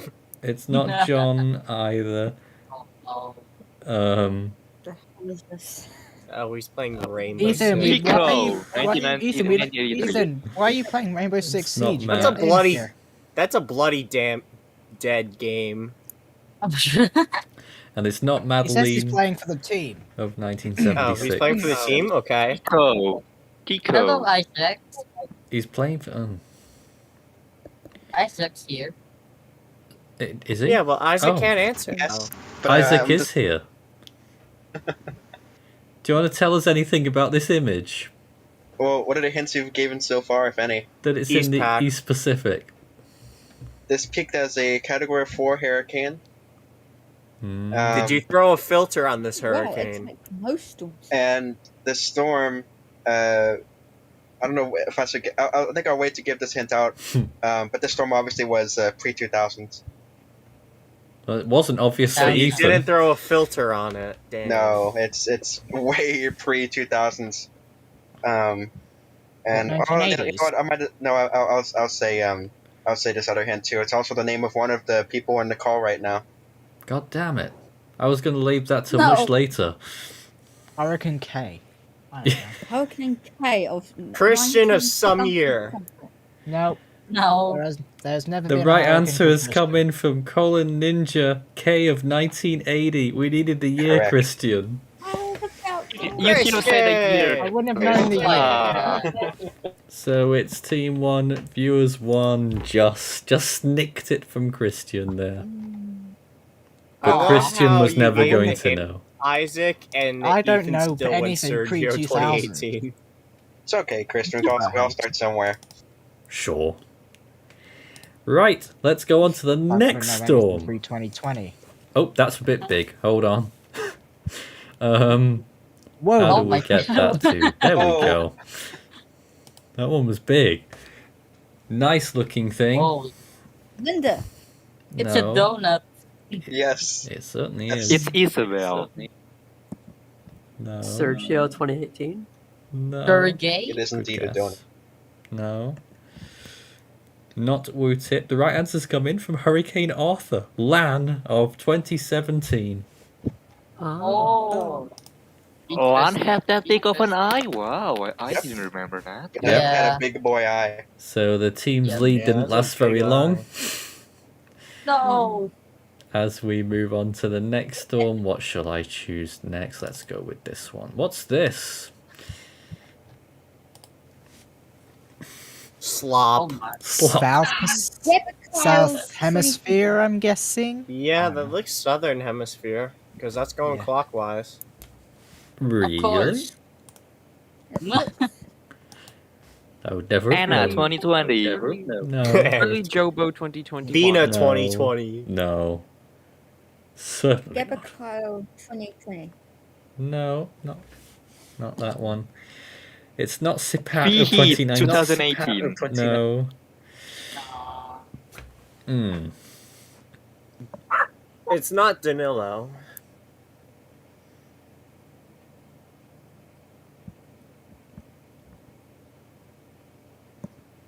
It's not Yasi. What? What? Like it's near Australia. Yasi never look like that. And it's not Cyclone What's that? Olaf. Although, again, what is that landmass? Yeah, On the there lower is a right. Whose landmass dog is dog. It Doggo. looks like Australia. Doggo. It's not Ambali. but it is Nah. Alicia of Walter. 2020, which Walter has correctly guessed. Walter, Is that for the team? So I need to Not for ask the Walter. team. Why? I need to ask Walter which team Walter. he's on before I award a point. He needs to tell us. Yes. Tell us. What's he Walter. gonna Alicia say? was- That Pressure's was on Southwest Walter. Indiana last year, right, Alicia? Yes. Walter, where is he? Where's he on? He's gone to hiding. He's gone. Look at all the pressure people are giving him. Viewers, he Aw. said. No. Oh dear, oh dear. Walter. I hereby declare you banished. Not nice. Wants to make you suffer. Of course he does. Now on Of to course. the next storm from Isaac's library is this. Hi, Oh, Ethan. Ethan's here. Ethan's here. Huh. Welcome, Ethan. What's this? Oh, My big Goni time. 2020. No. To the Lord. No. Yeah. Mankurt 2018. Got it. Correct, yes. Ethan. Well done. was Ethan easy. got it before the viewers. Okay, Ethan. That was easy. Let's go. We got a game on our hands. Team 2, viewers 3. As we move on to the next storm, where shall we go to next? I've got plenty of choices. Let's go with this one then. I like this image, Isaac. What is this? Yep. Ooh. What is that? Ooh, a good one. It certainly is. Ooh, Northern I Hemisphere, might remember I don't know. this. Dang, I forgot the name. Angela, 1989. Nope. Hector, 2018. Nope. Just to, it might be a clue to some people, but someone has said this in the in a previous storm guessing round. But we need the storm and the year. With this photo? No, Or a different photo? Okay, different. with the other ones. We need the storm and the year. We need that for all of them. Really, so put them out and let us know. It's not Madeline. Someone just guessed Nina, 1975. Nina, 1975 never looked that good. No, that's not Tim. LC 1989. No. How Is this another E-Pack? Isaac? That looks like Mexico Yes. up there. I'll let you control the clues and answer questions if you feel like. This obviously peaked as a category 5. Category 5 for one. Is that is that image at peak? Yes. Is this Right. an E-Pack? That does not look category 5, at least to my eyes. Really? Then again, what do I know? Hurricane Chaser Chase just said Lorenzo. Goodness. No. Of course someone will. Lorenzo was not a 5. Some people might have you think that it looked like that. Not Ava of 1973. Well- Once again, if it looked like if there's pictures of that look as good quality as this, I'd love to see them. Also, Lorenzo of what year? No, thank you. Yeah. Got a point. Tess. You got a point. Well, Noru 2017. Nope. Very. It looks like it though, but it's not. I'll also give this another big hint. Pacific Storm. There's Not the a right Pacific answer from the music guy. It is All I heard was John Pacific. of Oh, 1994. 1994. Yeah, Has been hello, filtered. And I know that a couple of yes, people said of that earlier course. on, but there are other Hurricane Johns, so I couldn't give you it without the year. Yeah, and I Team- think we've had a John 94 in Guess the Storm before. I'm sure we have. Very photogenic storm. Team 2, viewers 4. So it's not looking great for the team right now as we move on to the next storm. It What never is does. this? Ah. What the? hole. Okay, Southern A Hemisphere. hole, did you say? Did you say a Runa hole? 2012. No. Yes. That's a good guess. Cyclone yes. hole. Yes. It's one of my Katarina. favourite storms to look at.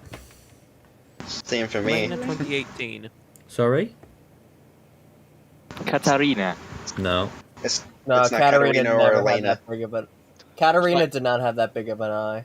Gita 2018. No. Gita's another pretty one. Oh yeah. Yasi 2011. Nope. Oh, that was I never don't think it had any that other big of an eye. Not January. Tiasa either, and not Winston. Eula. Brunei 2011. Eula 2016. No. 15. Seville. Brunei 2011. What did Kin say? Seville 2018. Yep, that's the right Yep, it's a answer. Beale. And Andrew Tracking got that at the same time. So that's a point each. Team 3, viewers 5. Nice. Got another half hour of this, and I'm about to run out of images. So this is I can try and give you an actually. image. I sent you one a while ago, Nathan. Oh, you did? Well, I can't look now because I'm on. Well, I can actually. I will be able to at some. Here's the next one. What on earth is this? Oh, it's the Katarina landfall. That's what it 2004. is. No. That's Yeah, Katarina. Katarina. Nah. No, No, it's it's something next to Don't Mozambique. be silly. Oh, that's Mozambique. Oh, that looks like Cyclone Funzo 2012. No, that was a decent guess. All I can died. tell you is what it is. It's a Funsto landfall. 2012. Is it He Eloise of this year? No, certainly Nah. Or not. sorry, last Not year? that You good. very underestimated. Not Uh, Kenneth Clearly, Cyclone. no, either. it's clearly Joe Bob Early in this year. 2000. No. Early in 2000. Nope. Oh, is it Helen? Oh, this is 2014? something that made landfall a couple of years ago. Is it Cyclone Houston, no. Jockway? Kenneth? Nope, No. but very, very good guess, Ethan. Ah. And now, Nope. Nah. This is Cyclone gonna be Helen, difficult. 2014. Nope. Geralda 1984. No. Certainly Nope. not. Here, I'm just gonna give this one out. This is a very, very big hint for anybody who studies this basin particularly well. This storm officially peaked as a Category 1. What? What? Okay. Huh? Never mind. I And was that's gonna all guess. my hints for now. Again, I this was storm gonna- officially peaked as a Cat 1. I was gonna guess Category the Neo of 2017, but nope. I've never had this good of an eye. Doesn't look like a This was a category category. This is category What? one. Why did when Isaac say category 1 and instantly people guess Raoni? What the heck? It's probably because I said Brazil earlier. Could be. What was that storm in the 1970s? The one from the very beginning of the satellite era that had that weird detour around the Mozambique Channel. What was it, Joanina or something? I don't know. That happened like 2019.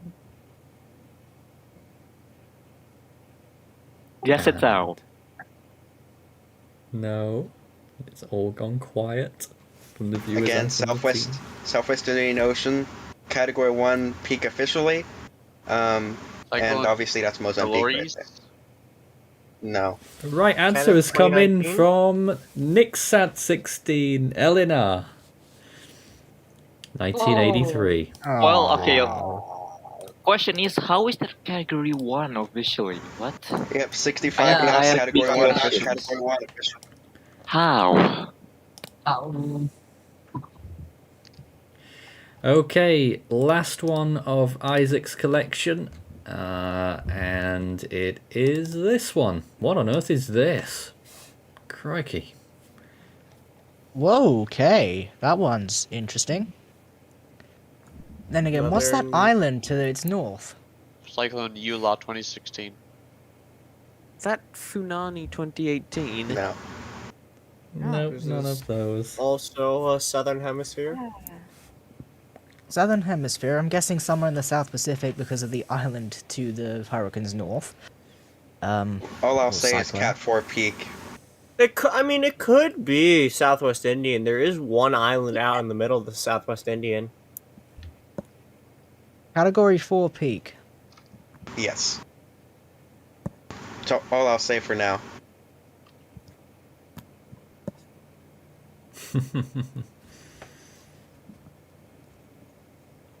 Gotta make this little different.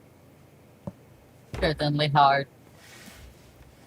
I don't remember Storm that has such a thin CDO like that. That threw me off. I have no idea. Did I imagine it, or did someone say Hinano for this? No. No. I can't remember if someone said any viewers or Either- not, but most certainly is. Either way, is that right or wrong? No, of course it's not. And as soon as you said it, someone should come up Hinano. I'm not just going to say the right answer, am I? No. The right answer has arrived, though, Mr. Green and Purple. Gets it? It's Ian of 2014. Oh. The team are getting pretty thrashed now. Team 3, viewers 7. Ian of 2014. Where was Mhm. that? South Pacific. Now I need to check my messages. Yeah, South Isaac Pacific. has sent me loads more, actually. I don't suppose you could show them yourself, Isaac? It would be much easier at my end. What? I'm sorry, my Wi-Fi is really bad today. I don't suppose you could show us the images at your end on here? Give me a few minutes and I'll try. Oh, we can't wait a few minutes. I'll go and get them then. Alright. I mean, I could show images, but they're all GIFs and they're all recent storms. So Yeah. we'll be a few minutes here. Slight recess. I saw an image in discussion earlier, and it was of Cedar, and I'm like, this storm is now the bane of my existence. Yep. So just bear with me here. I got one up here really quick. See if I can put it up. I'll have them all. Where you got it? Alright. We'll be there in a moment. And the final. So there's 5 more coming up. So How's everybody liking us against the storm so far? opportunity for the viewers to add more insult to injury. I mean, we're doing better than we did last time. I mean, we... And K's gone. Oh crap. Yeah, try to balance it between hard and easy storms. Wasn't supposed to do that. Well, I saw Spears in there. Whoa. I wasn't To find supposed more to do storms, that, then. Isaac. What did you do? I completely missed that. I can show the first 2. I saw a 2020 and a 2019. I got a new one that I haven't posted to you here. I can show the first 2. Alright, we're I going. sent one. Alright, let's go with the first 2 on that list. What on earth is this? Oh. Oh Hey. dear. Faraji. Oh. No. We're on What base. nation? That's North Hemisphere. Come on. Even Christian I knows just saw- that. I just saw the crocodile. Really? Faraji. Well, I saw one of the ones that Nathan leaked by accident. But you're not going to see that now. Yeah, we're not gonna see that. I can tell that It's locked away. how it ends is Genevieve 2020. But Right. that's not this storm. Is this No. Irma?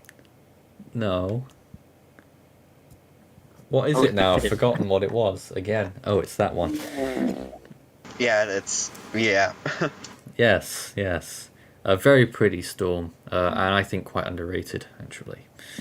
Olivia 2018. No. Rosa 2018. 1999. No. No. Linda this year. No. Silverius. This storm occurred. What shall we say, Isaac? Era or basin? I think a basin for now. It is in the North Atlantic. Oh, what? Wow. Isabel. No. Sam this year. No, not Sam. Isabel? Larry. It's not a bell. I would say Laura, Larry but this year. I Larry, would say no. Laura, but I don't see any land. Is this Hurricane? Is this Hurricane Maria? No, that's a good guess. I was gonna guess Eeyore 2010, but I saw someone put that in the Is this chat. Hurricane Gaston 2016? Nope. Hurricane Louise. Igor.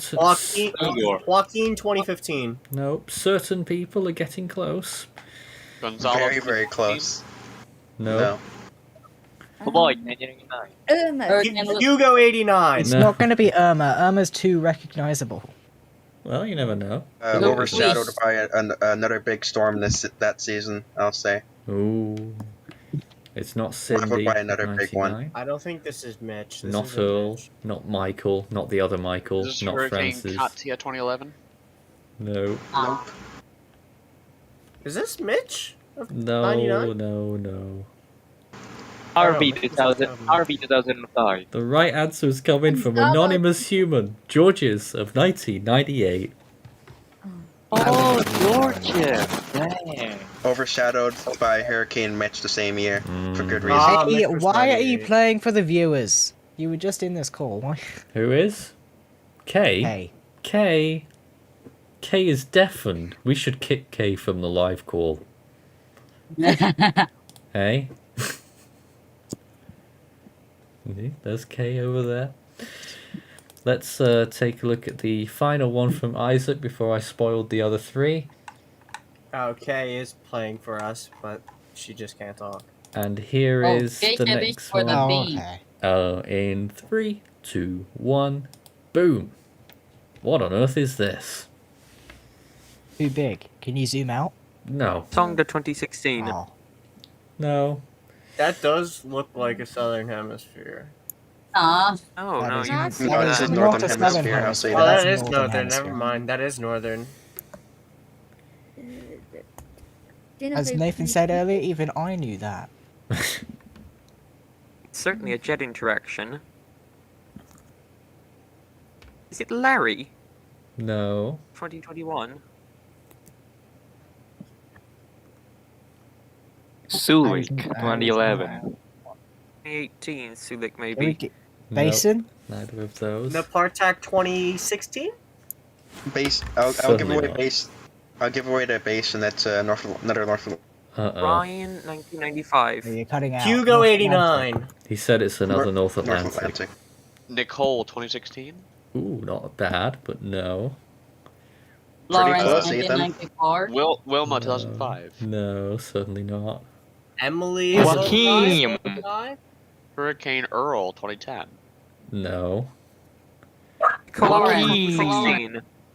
No, not Jose either, not Gordon, not Opal, not Alan, not Lenny, not Dean. It's not Matthew. Ophelia 2011. No. Zalo 2014. Katia 2011. Not Joaquin, is No. it? No, not Joaquin. No. I mean, what kind of name is Joaquin anyway? Bill 2009. No. Funny enough. Oh, what was that E-name storm in 07 that was a Cat 5? What? This isn't What? Dean or Felix. It's not either Dean. of those. Okay. Bertha No. 2008. Nope. Is this Bill 2009.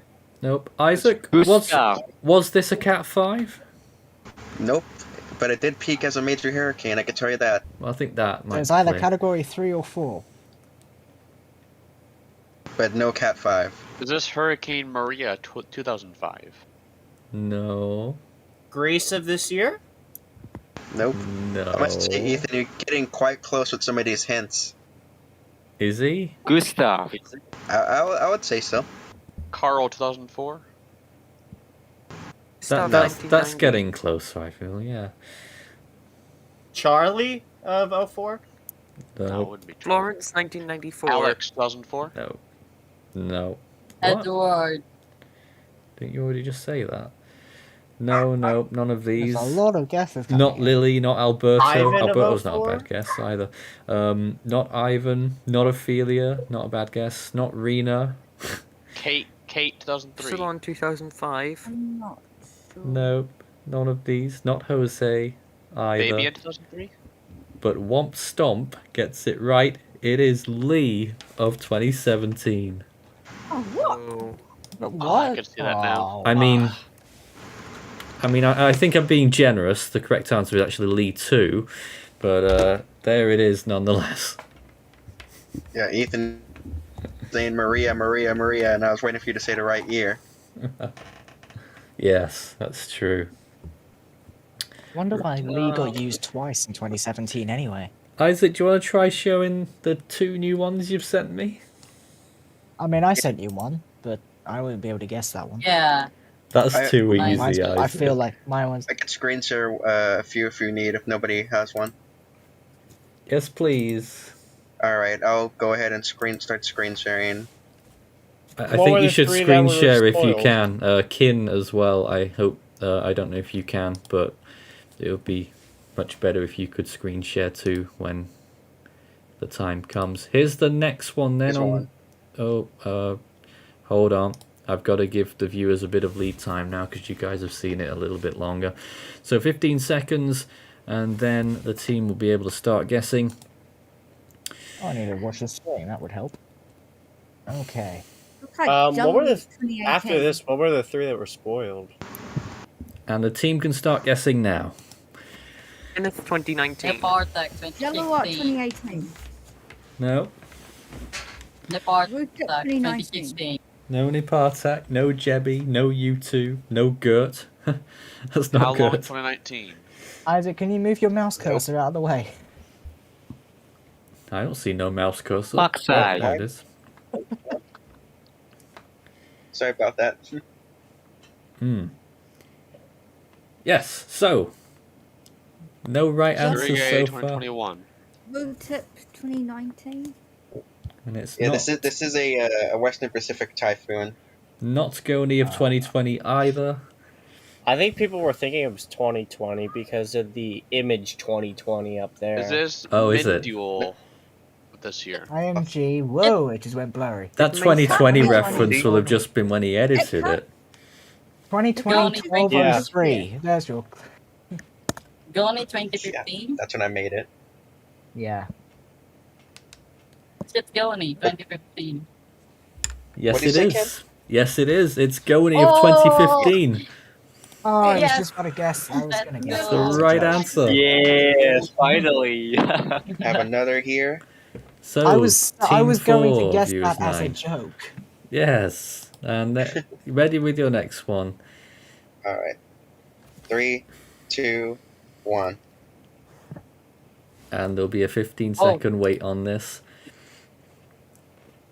Interesting. Oh, I know. I think I know this one.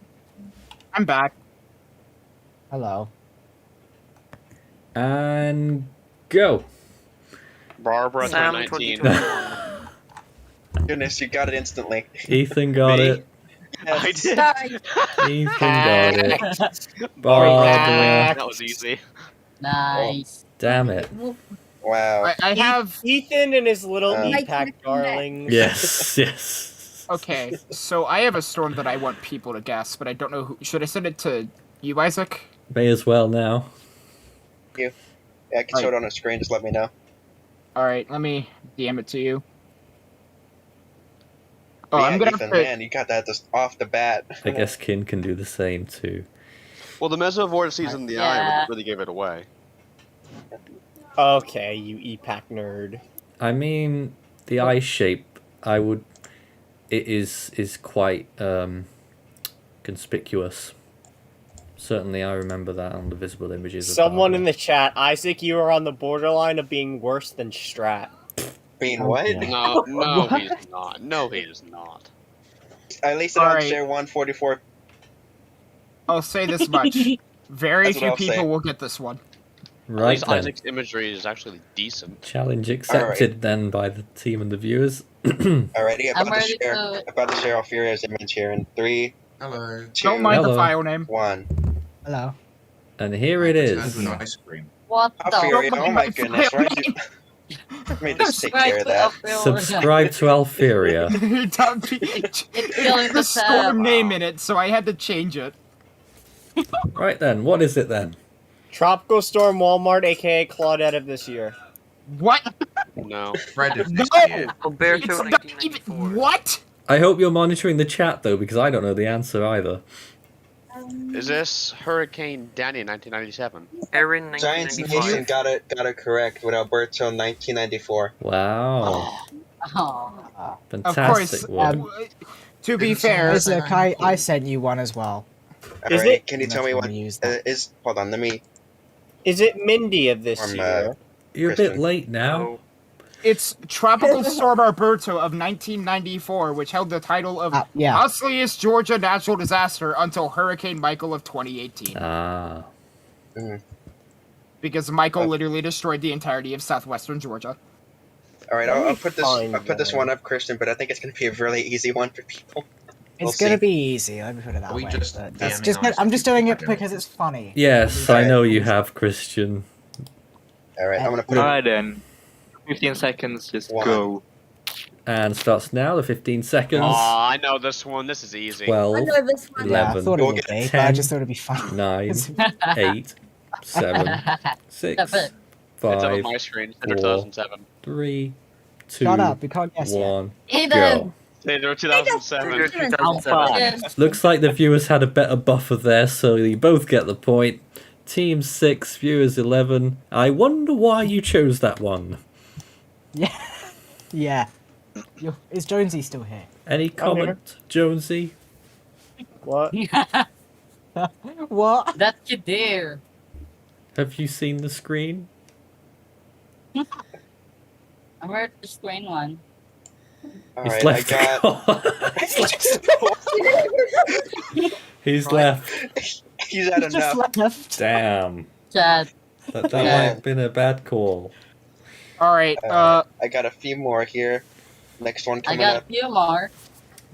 Yeah, Yeah. we've only Oh, got you got one, about Ken? we're only got about 8 minutes here. Yeah, I got 3. So 3. If you want to send one to me, I would can like show to it on the report screen. being cyberbullied. Oh. All right. Sorry. And let me know. Tell me what it is in chat and text too. All right. Just waiting for Ken. Wait. Hold on. I sent Isaac one. It's that one, Ken? That version? Actually, I've just remembered we might be able to run over just a few minutes before we show you the interview. That's next, isn't it? Yes, the special guest interview with Benison Estereja is coming up shortly. Pegasa Meteorologist, quite exciting. Very. I'll throw it, but before we do Next that at the image. end, I'll just get Kin to explain who he is in the Philippines for those who may not know. Sounds good. All right, let's go. Next image in 3, 2, 1. So I found out Give me the some more buffer's info. about 7 or 8 seconds, so the team can start guessing now. Funzo. Dara 2001. I'm so. No. I sent this one. I do not recognize Haruna that coast 2012. I don't recognize that one either. No. All I Wait, can, that's all I can Madagascar, tell isn't is that that's in the Yes. Mozambique Channel. Subtropical Depression Bransby 2016. No. I feel like I It's know not this. that big. 07L, Yes, but obviously. MFR just calls all the subtropical storms depressions because that's their protocol. Why don't just deep depressions but- like the I IM? feel like I know this one, but I don't. Anita Excuse me. 2004. Tropical depression Joel No. 2010. Cyclone Fabio. No. No. Are we keeping tabs of the viewers? Yeah. Yes. So far, no one. Is this Cyclone Bulletis? What? Bulletis? That was been early 2006, I think. Yep. Right. That is Isaac. correct. Right. Isaac, I sent you another one. but I'm not sure Bolowetse. if that one's gonna be easy. Yeah. Or not. Well, let's say 2006. Now, wow. Yeah, very good. Team 7, viewers 11. I sent Isaac an incredible image. Oh, really? Oh no. Yes. Then I got one more from Ken that I'll show. Okay. 3, 2, 1. Ah. S.jpg apparently. Ooh. Yes. Very Another Cyclone subject test. here. And you can start guessing now. Brunei or Belena 2019? Nope. This looks like it's South Pacific just from how much cloud there is everywhere. Yes. We have a viewer already. We have a viewer that got it already. Really? 608. It's Cena, it's from 2014. 37. Oh, really? I sent you I feel like another I should one. have got that one. 'cause I sent tracked some it. to Isaac. If he wants to show them, we'll see what history nerds we have. Oh god. Oh no. Oh no. All I'm gonna say about the one I sent you is that it quite possibly was the biggest disappointment of that year. That is on a level worse than Strat there, Jonesy. Let's also remember that I am in play on these ones because I've not seen the answer. Yeah. Okay. But also one of. Go ahead. You'll show one of what? No, they don't even have the storm on it, the name on it, Jonesy. So I can't show them. They Oh, don't know I what they know. are. Oh, I know the names. I sent Don't you worry. one. Can you show my one? I sent you another one, and I'm not sure if any of you are gonna. Also, one of yours, First Jones, 2005 potentially. yell out whenever somebody found it. So I'm gonna put Jonesy's up in 3, 2. Okay. Oh no. Villa 2018. I think I know this one. And you can start guessing now. Hurricane, Ellen, Hurricane 1980. Agnes, 1972. Bingo. Yeah. Damn. And that was guessed in time by the viewers as well, so a point Yep, each. they got it as well. All right. What about the one I just sent you? Because it's a great one. Why is that in 144p? What? No low res images. I'll just go to the one. Yes, low res images. Let me. I sent something better than a low res image. Okay, let's see it then. Did you now? I'm That is sorry. better, let me actually, but it's, Isaac, I it's, think it's Strat. you can show the Anyways, second one. in 3, that I sent you. 2, 1. Something worse than Strat. Oh, good grief. God. Right? What is this? Okay, take it away. I think I know this one. And begin. Tropicalstorm.png. I have no idea. Probably from this year. Tropical Storm Carlos, 2021. And Lucas Marble has guessed it. Really? Gaston Gaston 2020? 2010. No way. That's amazing. How did he get that? Gaston. Can we get Lucas Marble on the show and explain how you managed to get that? Are you a Gaston expert? And everyone knows the Gaston storms. All right, I sent you. Really? Isaac, if you want to show the Has middle it one, got you to that? can. I sent you an upscaled one. You can show that one now. I'll show one of mine really quick. I want to see how easy people get it. All right, You might 3, want to get rid 2, of some existing tabs. 1. Here we go. Yeah, I'll get rid of. Oh my. Right. Whoa. Just gets rid of one. And begin. Only Hurricane. 2020. Hurricane Marie, 2014. Nope. Infa 2015. Ken got it correct. Oh. Damn. Yes. 2015. You know your typhoons, Kin. And that was a little bit faster than Lucas, so Yep. team gets it uncontested. Team 9, viewers 14. I sent you the Next up is- upscaled one. Next up, beautiful storm that he sent, and I'll share it in 3, 1. Uh-oh. Oh. Oh my Oh my god. goodness. Oh, alright. This is easily Sub recognizable. to F13, please. And go. Colin, 2016. Karen 2013. You got it correct, and also so did Lucas at the same time. Also, because the Karen. biggest disappointment from the 2013 Atlantic Hurricane season. Ah, okay. Team 10 viewers. One of the 15. many disappointments that year. Isaac, if And, you want to, I got if you one want more to up show my- one of the two that I Yep. sent you that you haven't shown, I know the years. Wasn't and I there? sent you Was the there answer. no majors that year? I think so. Give me a No. sec. There were 2 category 1s. Yep. Yeah. One We'd like, got two? we'd like a year like that, please. It would, but Yeah. some people who are used to all of these I mean, people who started tracking in 2020, if they get a 2013 season next year, they'll be absolutely... They won't know what to do with themselves. They'll Unfortunately, spontaneously even though combust. this is only the first day after the end of the previous season, it's already looking like next year's guaranteed to be at least above average. Well, thanks, Yeah, and I'm also gonna say this. I was in a call with Schwent earlier, and this is for the severe side of things.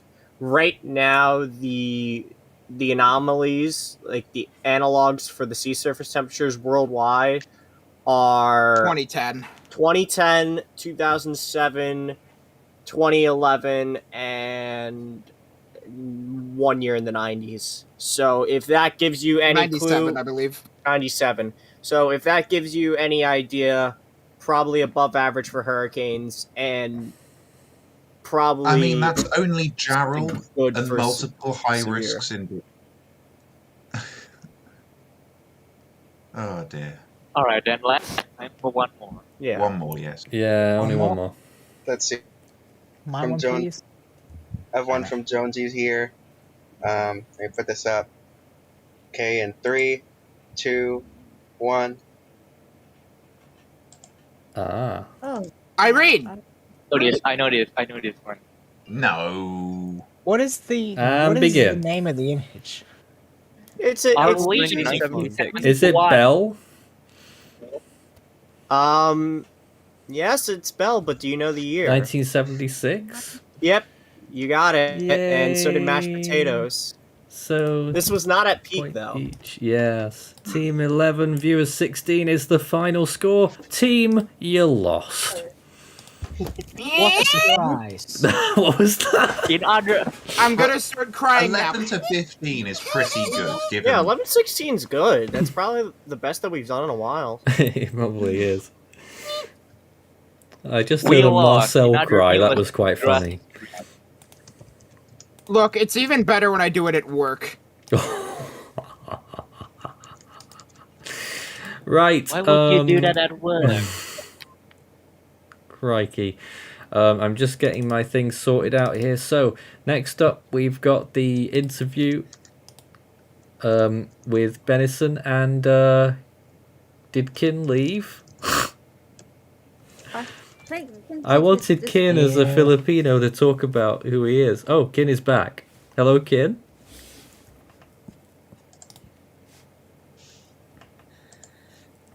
Awkward moment. Hello? Kin, are you with us? Yes.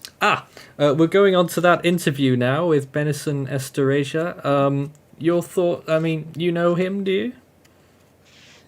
I mean, a little, but he's a nice guy. In his blogs, you can see his channel, and he explains quite clearly in his Pag-asa weather forecast. Yep, and now we're about to find out from ourselves. This is the point where I do say goodbye to the team, so thanks very much for being with us once again tonight on day 3 of Force 13 week, and we'll see them again tomorrow on day 4. Now over to the interview. My name is Nathan Foy, and right now I am joined by Benison Esteraja, I think is the pronunciation. Do correct me if I'm wrong. Hello That's there. Correct. Hi Nathan, how are you? I'm fine, fantastic to see you. Now, I don't, around the world, I'm not sure how people perceive the Philippine area, but what's your role, first of all? My position in Pag-asa is Weather Specialist 2, and I belong to the Weather Forecasting section. I've been working there for 7 years, so that was since 2014. And as a weather forecaster, as one of the weather forecasters in Pag-asa, I work on the latter part of the weather forecasting, and that is after collecting all those data gathered by the communications section, we, in the weather forecasting section, we are the ones analyzing those data that we gathered, like, for example, the rains, the winds, the pressure, etc. And then after those analysis, we also drew our weather maps If you're able to see them in our website in Pagasa, you could see those isobars, those upper airs, and at the end of the day, we as weather forecasters, we produce weather forecasts every 5 in the evening, 5 in the afternoon and 5 in the morning. So we issue weather forecasts twice a day, and we disseminate those informations as well. Like after making that weather forecast, we text blast it towards different stakeholders through our different government agencies, for example, the Office of Civil Defense, the Coast Guards, and after disseminating those information, those weather forecasts, we also are the ones reporting them live, like on Facebook. We do have our Facebook page, DOST_Pag-asa, and we report that every also 5 p.m. and then 5 in the morning. And us in the weather forecasting section, we work on 2 shifts. We have 6 a.m. to 6 p.m., the day shift, and we have the 6 p.m. to 6 a.m., the night shift. And for the past 10 months, I've been working in the night shift, 6 p.m. up until 6 a.m. Wow, that's pretty amazing, and it must be a huge operation gathering all of that data. Is there a lot of people who work on that? Yes, we have around 50 plus synoptic stations in the Philippines, and as a national weather forecaster, I'm one of those who are collecting all those data together. Incredible. On a national level. That's the weather forecast that we make. Absolutely, and obviously the Pagasa page on Facebook is supremely popular as well, with all of the updates that they put out. And I think, I mean, I don't know how perceptions are over there, but from what I've seen, they do a very good job over there. Wow, thank you. We try to, overshadow all those pages that are pretending to be weather forecasters or, giving out those weather reports. But as much as possible, we just try to give out as much information as possible to many people. So what's your background? How did you end up in your position? It's very interesting because 3 years prior to becoming a weather forecaster, that was way back in 2011, I finished my Bachelor of Science in Electronics Engineering. So this is barely related to meteorology, right? And however, meteorology was something that I was fascinated when I was a kid. Like when I was like 12 years old, I remember watching weather reports on television, and I appreciate like weather broadcasters. And I don't even know the term meteorology or what meteorologists do, but I appreciate people, the weatherman, basically. And so after becoming an electronics engineer, I passed the licensure examinations for engineer, and then I immediately became an engineering instructor. So I become a college teacher for 2 years, and then I realized that before I continue to become a college instructor, I have to finish my master's degree in engineering. And I realized immediately at that point that was something that I'm not really sure if I can pursue. That's why I decided to quit that teaching job.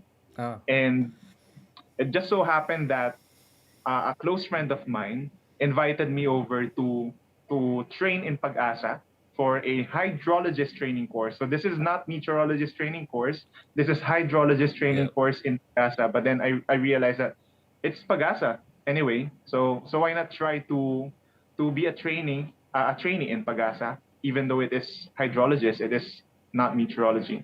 And after 1 year, I finished that training, I became a hydrologist trainee for a year. And it just so happened that during that time, there was no available item position for a hydrologist. There are, however, positions in the meteorologist in the weather forecasting section. So all four of the hydrologist trainee graduates were transferred to the weather forecasting section, and I'm one of those. So that's wild. That's what happened, really. Very good. And out of luck. during your experiences, so 2014, so you would have missed out on Yolanda when it struck in 2013, but there would have been a lot of typhoons that have struck the Philippines since then as well, and some pretty big ones now. Have there been any that really stick out in your mind, particularly stressful times, perhaps? I didn't catch up Yolanda in 2013. I was a trainee back then, but I will always remember the last year as one of the craziest for the Philippines because we've had like last quarter of last year we've had Ulysses. I cannot remember the international names, but we do have I remember the local names like Ulysses, Tisoy, what else? Super Typhoon Rolly. Yeah. Yes, no one. And Shawnee as well. So those are like not far apart from one another in terms of time, right? Like a lot of them have made landfall in Luzon, and it was and it was devastating. As much as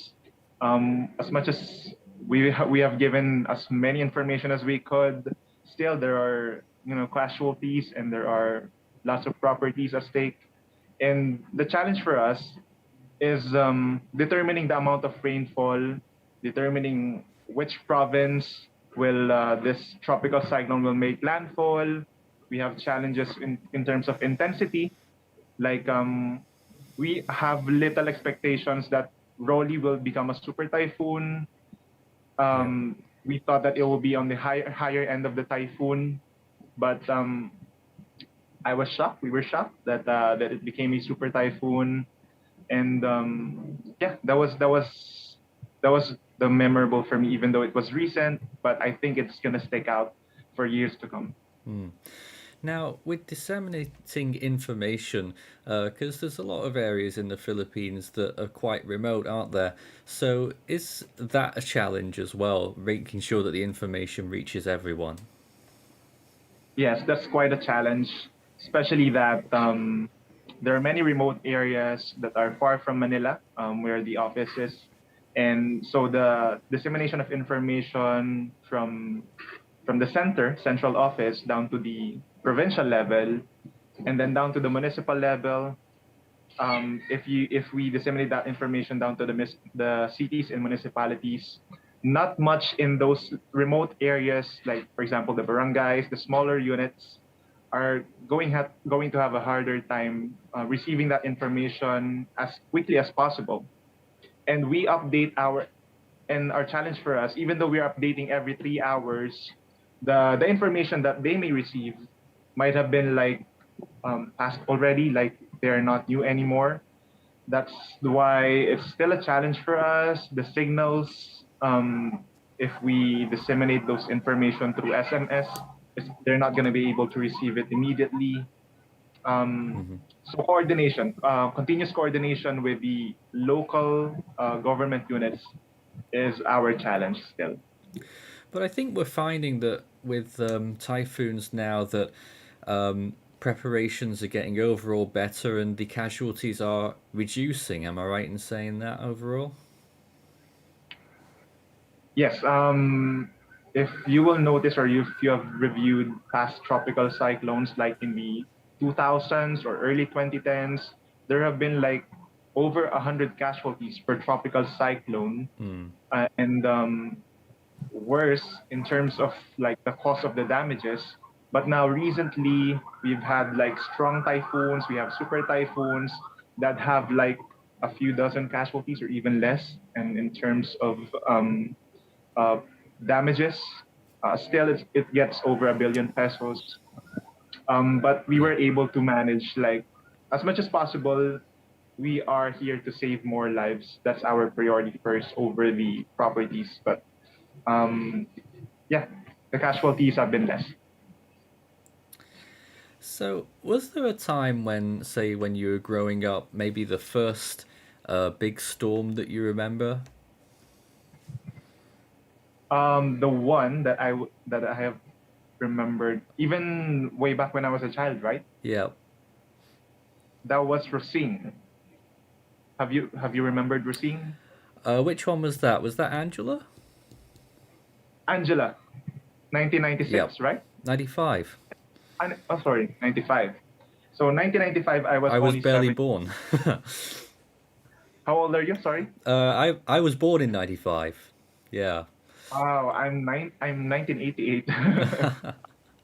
So I'm already 7 years old at that time. So I Yep. was in elementary, and I was very young then. And I remember not having electricity for 2 weeks, I think, 2 or 3 weeks, and we don't have any classes by then. It was crazy because I was really terrified with how strong the winds were. I felt like it was a super typhoon at that time, and we were only listening to battery-powered radios, transistor radios, so the big ones, and it was dark and it was dim, and everything. If you go outside, all the trees were toppled, without really knowing the real information, because televisions are, we cannot access television. And the status of that storm, there's some estimates when you look at it, it was ferocious, and a lot of these storms in the Western Pacific. Do you feel that going back in time, particularly around that era, actually, that a lot of those storms may have been underrated in its intensity? I'm not aware how Pagasa has been measuring winds before. But all I know is that we do apply the 10-minute sustained winds, which is similar to that of Japan. In terms of intensity, I am not sure, but it is similar to a super typhoon, if I'm not mistaken. Like we still considered strong typhoons as typhoons. Like we have no super typhoon until like 2014 or 2015. We're not using that. So the perception of people, if people think of typhoon, they may be around like 120 to 200 kilometers per hour only, but then they may not be aware that typhoons could also be as powerful as 250 kilometers per hour. So that may have been an issue for people who might have a hard time understanding typhoons and their impacts as well. Now that reminds me, you mentioned Japan just then before as well. Do you work closely with all the other agencies in the basin at Pagasa? Yes, definitely. We've had coordinations and we've had partnerships with Japan within the region. We also have like Japan Meteorological Agency. We have coordinations and trainings with KMA, the Korean Meteorological Administration. China is also actively helping us, and some other agencies as well in the Southeast Asia. More on collaborations and projects.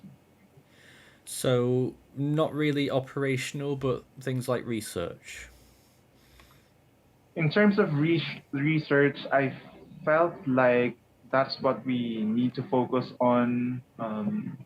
Within Pagasa, that's the challenge for us. We have to produce more research. We have to enable our forecasters, our meteorologists, to produce more research, because sometimes we tend to like do research just for the sake of making research and just to finish our studies, for example, our PhDs or our master's degrees.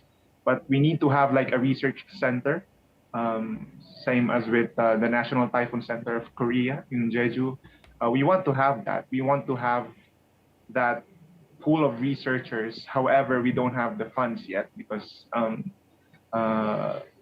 we are not exactly like the first part of the first world country. So that's something that I'm really hoping for in the future. Yep, here's hoping. So, are you working tonight? I have work tomorrow. I have tomorrow. No work in the past few days. Yeah. Well, there might be a storm to track if you've seen it. Yes, I understand. We have issued an advisory for the new one. I'm not sure about the international name yet. I think it's been named Nyato. And what's the next Philippine name? we are on the letter O, so that's Odette. Odette is next up. All right. Oh, there was something else I was just going to ask there. I can't remember now. But if I end up in the Philippines one day, can you invite me to Pagasa? Oh, yes. Yes, definitely.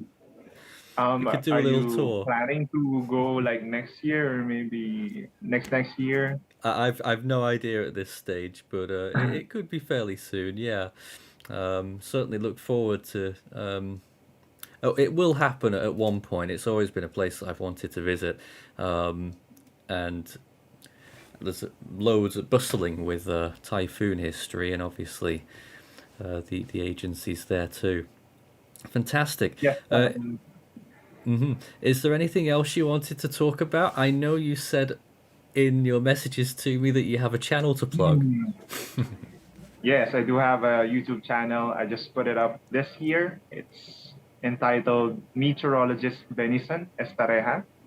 And it's mostly about weather, how to be a weather forecaster, something about meteorology, and things like that. As much as for the last 10 months, at least I garnered like 1,000 subscribers. Nice. So that's already an achievement for me. And I'm hoping that there will be more people getting involved, especially the weather enthusiasts, hoping to watch my channel as well. And I can't let you go without asking you about any experiences you've had with Force 13 too. Oh, Force 13. Because that's us. Have you ever seen any of our videos? I have seen some of your videos as well, though it's been recently because from the YouTube channel, someone asked me if, if 413 is a legit channel, and I'm like, oh,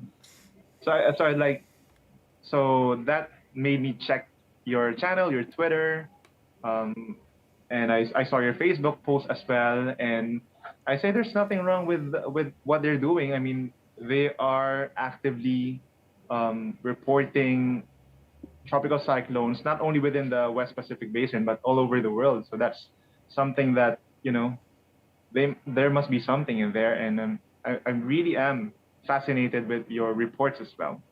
We work mighty hard, and we're always striving to improve our content and our messaging, just like everyone else is, really. I mean, it's the common goal with tropical cyclone forecasting. And I know what you mean when you said at the beginning about all of these pages out there that might be...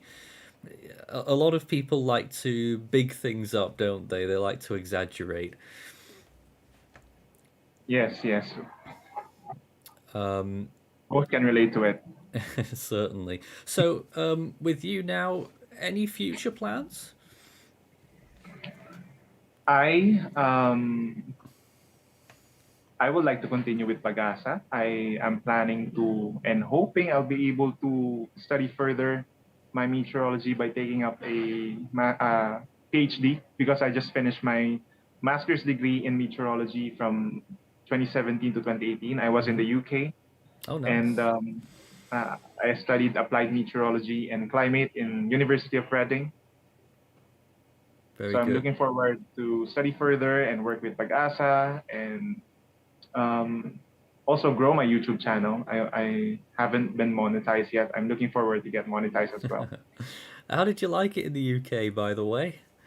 Oh, that was the best 1 year ever. Wow.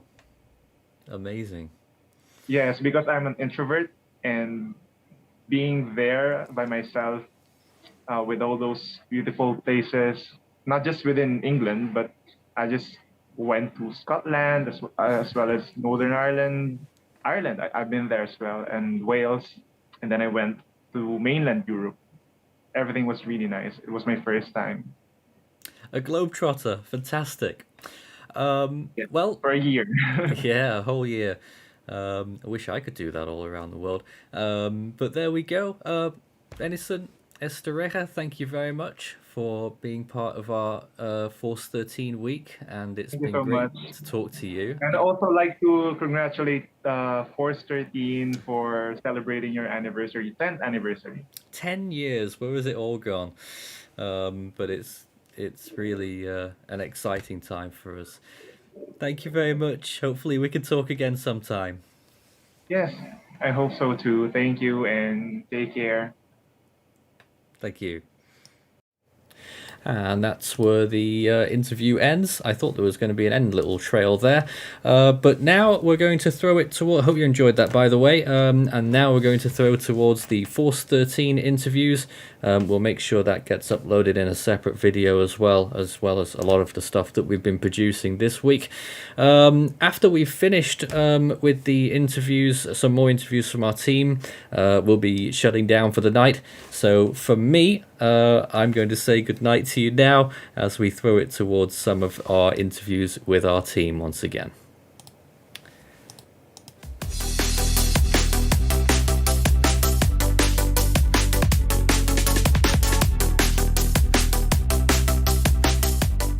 Well, a little bit of my background is I started getting really into weather back in 2008 at the time the radar of Hurricane Dolly making landfall. There's something about it. I was just kind of awestruck about just the power of nature, just seeing that. My name, of course, is Isaac. I was born November 1st, 2001, and so that makes me 20 years old this year. I found Force 13 just browsing on the web on YouTube. I remember that Nathan had a original channel before the one that we're using now. He had an original one that he posted the 2011 Atlantic hurricane season on that channel, and just being amazed by just the animation production and all that, and just seeing that in general on YouTube. I didn't think anybody would really do anything like that, and just seeing like that, I just got interested in it. And it wasn't until September 2016 when I decided to join the actual project. Before that, I was a kind of a diehard viewer, and it was I will never forget it. It was the day after Moranti peaked, so September 14th, 2016. I remember joining on at the time the Skype server for Force 13, and just chatting with people, chatting with Nathan and the members at the time of just what was going on, and just trying to get a good conversation going. And the first live stream that I ever went on was with Hurricane Matthew the day before it went boom into a Category 5 officially. I remember going on there, and I don't think I said too much. But actually, no, I rephrased myself. The first stream that I was on period was with Typhoon Maggie a few months before that in September. And the first stream that I said words in, that I talked in, was with Hurricane Matthew in 2016. Because with Maggie, I just kind of existed in the call. I didn't say anything at all because I was super shy at the time. And that's kind of what I remember, just a little bit about my background when I first really member of the team. Well, I remember what going on the Hurricane Matthew stream, the one that I first talked in. I thought it went pretty good.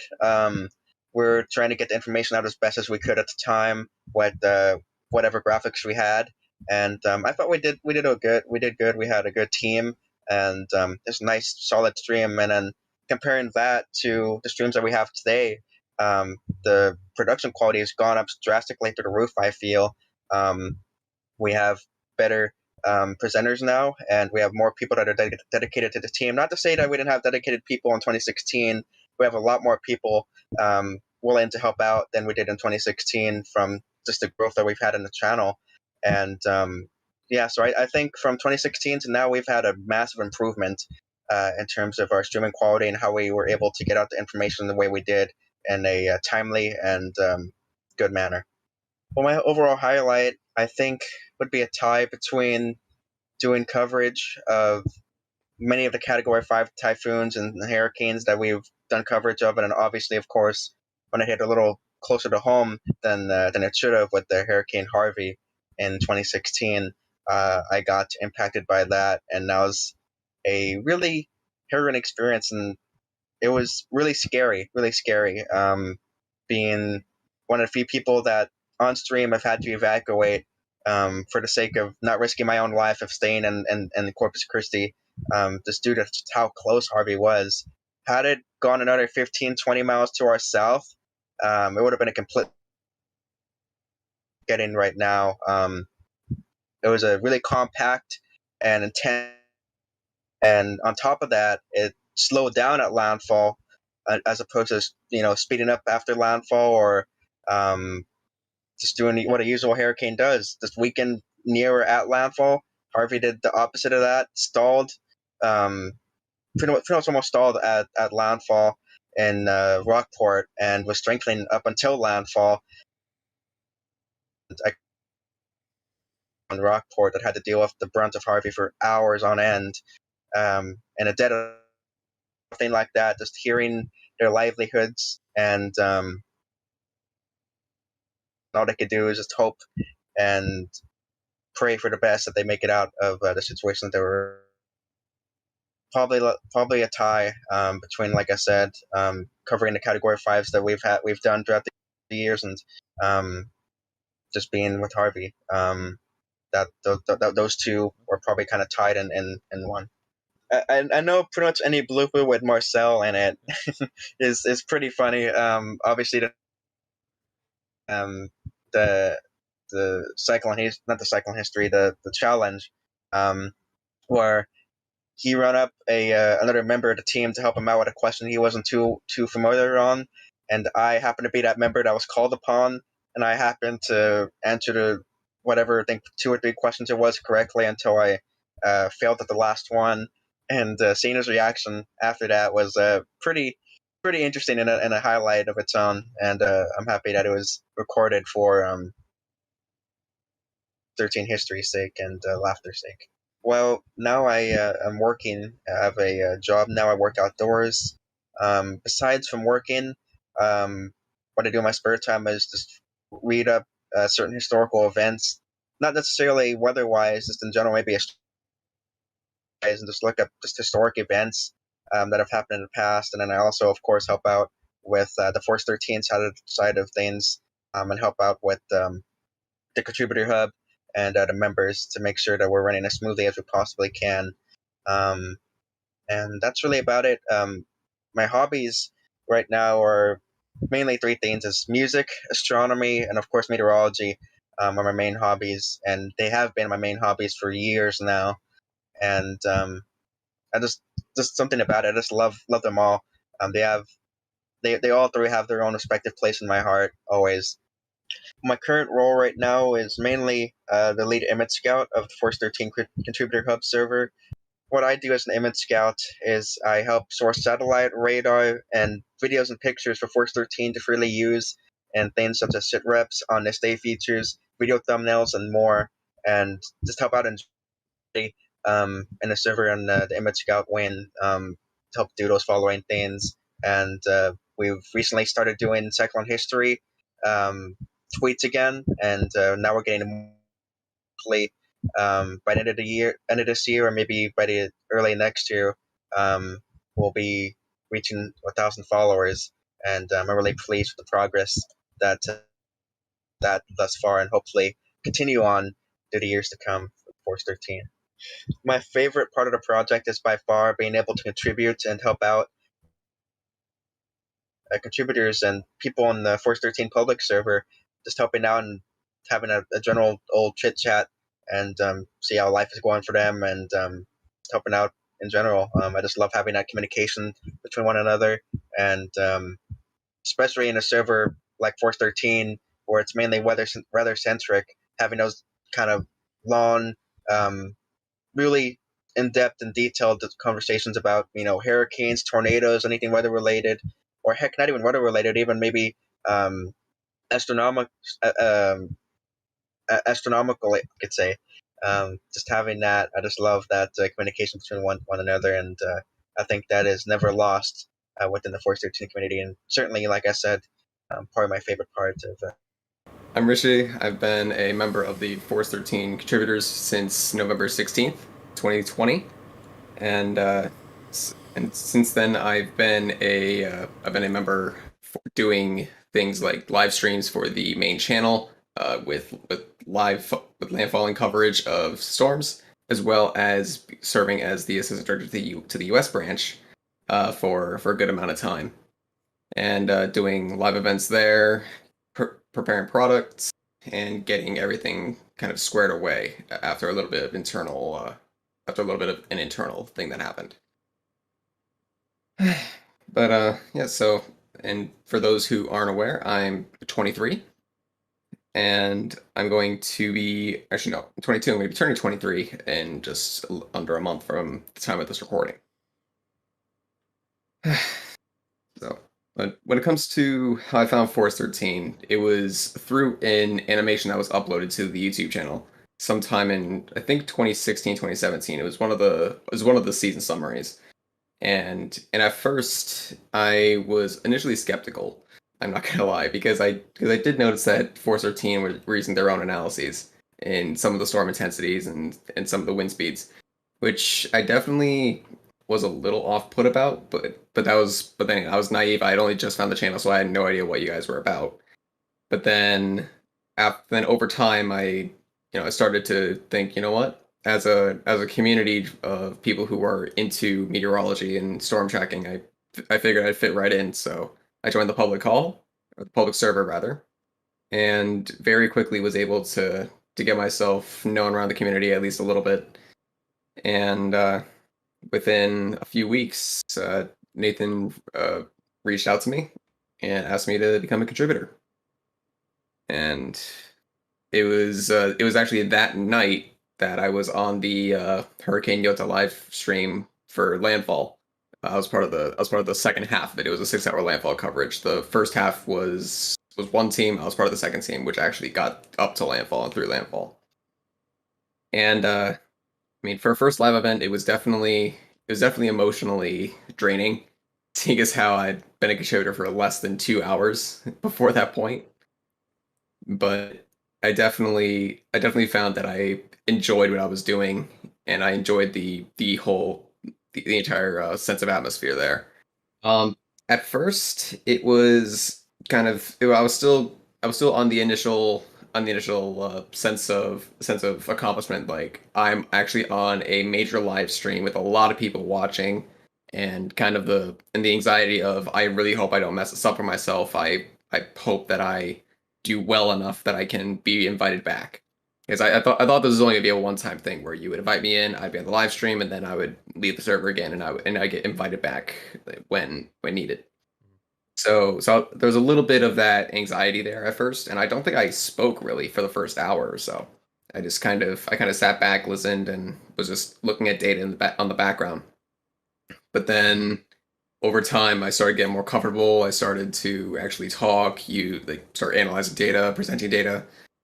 But when Yota really started getting close to landfall, and we realized just how impressive the storm was, how strong it was, and really where it was going. I think it made landfall 30 miles away from where Ada did. It started getting extremely hard to keep myself composed. It was a very rough night, but I managed to pull through, and at the end of it, I was quite exhausted, but I found myself wanting to do more of that kind of thing. So in 2021, I managed to keep myself going and managed to get myself into a few other projects as well. But so joining the U.S. side of things, it was when Tim was the lead. I think it was in early December that I formally joined the U.S. side of things, and it was in response to one of the snowstorms that was happening up here in the Northeast. And what ended up happening there is that as it was happening, I joined into the U.S. Channel on our Discord, and after a little while, I started asking questions in the U.S. text channel. And after a little while, Tim asked me if I wanted to join since I knew the area, and obviously I said yes. And I started to give kind of nowcasting for some areas, and that was my first interaction with the U.S. side of things. And after that, I realized just how much more there was to it, like graphics making, Twitter, YouTube, everything. So I started to just, without really being prompted, I just started making products for the team. And I went, I made, I made a good portion of the other products for the entire team for a good 3 weeks straight while I was still in college. And it was from that I think that they really formally took me into the team. Past that, I was still active. I was still doing the same thing, but after a little while, I think there was a changeover in leadership, and they needed an assistant head. And due to how much work I was putting in and how much effort I was showing, I was nominated for the assistant director, and I gladly accepted. It was certainly an interesting experience. I was I was at first I was very excited for the opportunity. Um, though it very quickly I very quickly realized just how much work it would be. It was definitely a lot, but it was during the one of the first live streams of severe weather in March or April that really showed me that yeah, the US side of things is something that also needs a lot of TLC. So I started to really get myself into the role of assistant director. Started to get the team into a mindset where everything has importance, no matter how small, and as long as information's getting out there, there's no harm that can be done. So I definitely enjoyed the opportunity to become the assistant director and leading a few live streams was certainly a positive for that on that regard. So just kind of quick touch on the first bit there. I did step down, but it was mostly due to just me being overworked. I was doing a lot for the US team, but since I'm still in college, working on my master's degree, it was getting to the point where I was prioritizing Force 13 over my academics, and I was starting to suffer because of it. So I made the decision to step down just so I can make sure that I don't jeopardize my studies. So that's pretty much all I'll say on that. That's pretty much the entire story there. When it comes to other things that I'm in,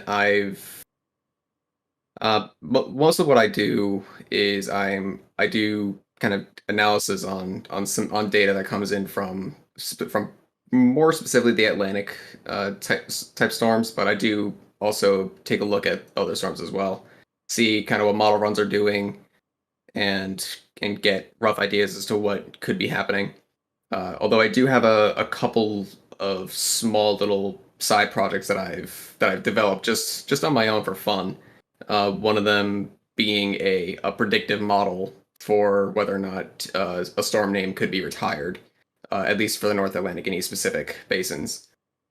And so far, it's only been operational, at least for me, for 2 seasons, 2020 and 2021. But so far, 2020 verified perfectly. 2019 verified perfectly. So it definitely seems like the model works. And so far, for 2021, it looks like we're gonna have one name definitely retired, Ida, and 2 others could be listed, but I don't want to start the hype on those, so I'm not going to say here. So one of some of the other fun stuff I've been on are some of the gaming live streams. The first gaming live stream I was on was a Among Us live stream back in December 2020. I was in there for the very first game as an imposter, and Strat was leading the live stream. He was our streamer for the day, and as the imposter, I killed him within 30 seconds of the round starting. I definitely managed to kind of put myself out there as a very aggressive player, and it worked. I ended up winning the game, but it still was. I still felt bad after the fact because I realized about a minute during one of the meetings. I think Kay mentioned streamer aggression. And then I realized that I just killed our live streamer, and I felt really bad. But I had to keep playing. I had to keep pressing forward, and I ended up winning. Sadly, at that point, I was still so new to the community that I was moved out of the lobby for more experienced players, which I fully understood. But definitely, I think I would have had a lot of fun had I been in more games.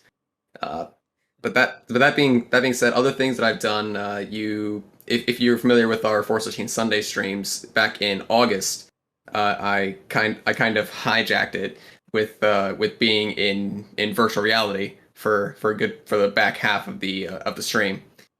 And I definitely made sure to try to keep it as big of a secret as I could, at least for the public eye. And it definitely showed with how the YouTube chat started reacting as soon as you put me on the full screen.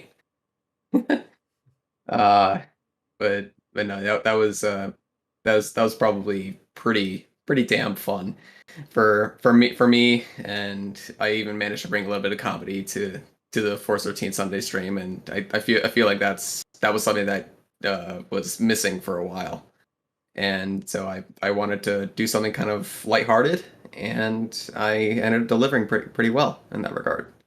So, in terms of life and career, well, I'm still pursuing my master's degree in chemical engineering. I plan on graduating for May of 2022. So I'll be graduating with a master's at age 23, which is on the younger side for people with a master's degree. Usually they're 24, 25. But when it comes to careers, I do hope to do something in the reactor design field, or either reactor design or in safety process. So basically, what I would do is I would go in. Someone would bring a reaction set to me, and I would design a reactor to increase the yield or increase the amount of material produced to the acceptable level, or at least to make sure that it's possible to do that. And then I would go in and design all the safety procedures needed to keep this reactor from, for lack of a better way to say it, from exploding. So the big reason was in high school I really started taking a liking to chemistry, but so in my head I loved chemistry, but I didn't just want to work on a lab bench my entire life, because chemists they work on, can I build a molecule, but then the chemical engineers say, can I make a lot of this molecule? I didn't want to work on the small scale. I wanted to work on the large scale, which is what chemical engineers do. What we do is we take a simple reaction and we try to increase it to the point where you're able to use it on the industrial scale. Like, instead of producing a couple kilos of it at a time, you could produce a couple metric tons of it at a time. Well, I do like to game quite a bit. My preferred choice is first-person shooters, but there are a couple of rhythm games here and there that I like to play. Then there's obviously the virtual reality aspect, and well, as I'm sure you could probably guess from what happened on Force 13 Sundays, there's also the pretty big thing of this thing called furries, which I'm not going to get into. At least not going to go into detail. Anyway, but basically, I do have a huge community apart from Force 13 that I'm pretty active in, and it was through there that I managed to find my current boyfriend. So it's definitely been an interesting ride the last couple of years, but I don't see myself slowing down anytime soon. I do hope that in the future with Force 13 that I can get into video production fully. I do have the software, it's just I haven't had the time to actually learn how to utilize it. So I'm hoping that during the interim between this semester and next, that I can start to produce video updates for the main channel, and my voice will become something a little more known to the public eye through those updates, whether they be topical weather bulletins, updates, or anything of the like. I do hope to be getting into that field a little more strongly. Okay, of course. My name is Farhan Nazar. I am 18 years old and I live in West Java, Indonesia. I am currently a first year university student, and I don't particularly have any hobbies since, like most people these days, I spend all my days in bed. Yeah, the thing that make me become interested in Force 13 was because I got to experience a tropical cyclone myself. Like I think when people hear of Indonesia, they probably wouldn't think of tropical cyclones. In fact, most people here on Java don't know that it's possible for us to be affected by tropical cyclone. But in 2017, we got two of them, and it made life a living hell for us for a week.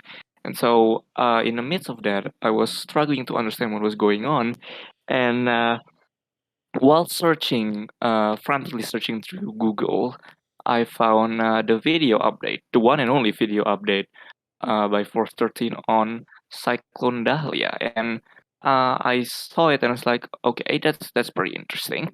But afterwards, I sort of left it because at the time I have other things in my life, and I was only interested because I was directly affected, and I subscribe, but I only sort of passively watch. It's not until in May 2020 with Cyclone Amphan that I started to get really interesting because I saw the first video update when it was still an infest, and the title on it had potential catastrophic category 5. It was like, whoa, hold on here. It's a bunch of clouds. How come it's such a deadly threat already? And I click on it, and I guess you could say I was hooked. And I joined a Discord server. I track Amphan. It was an experience, and after that, it sort of just went on and on until I am here today, a member of the Force 13 team.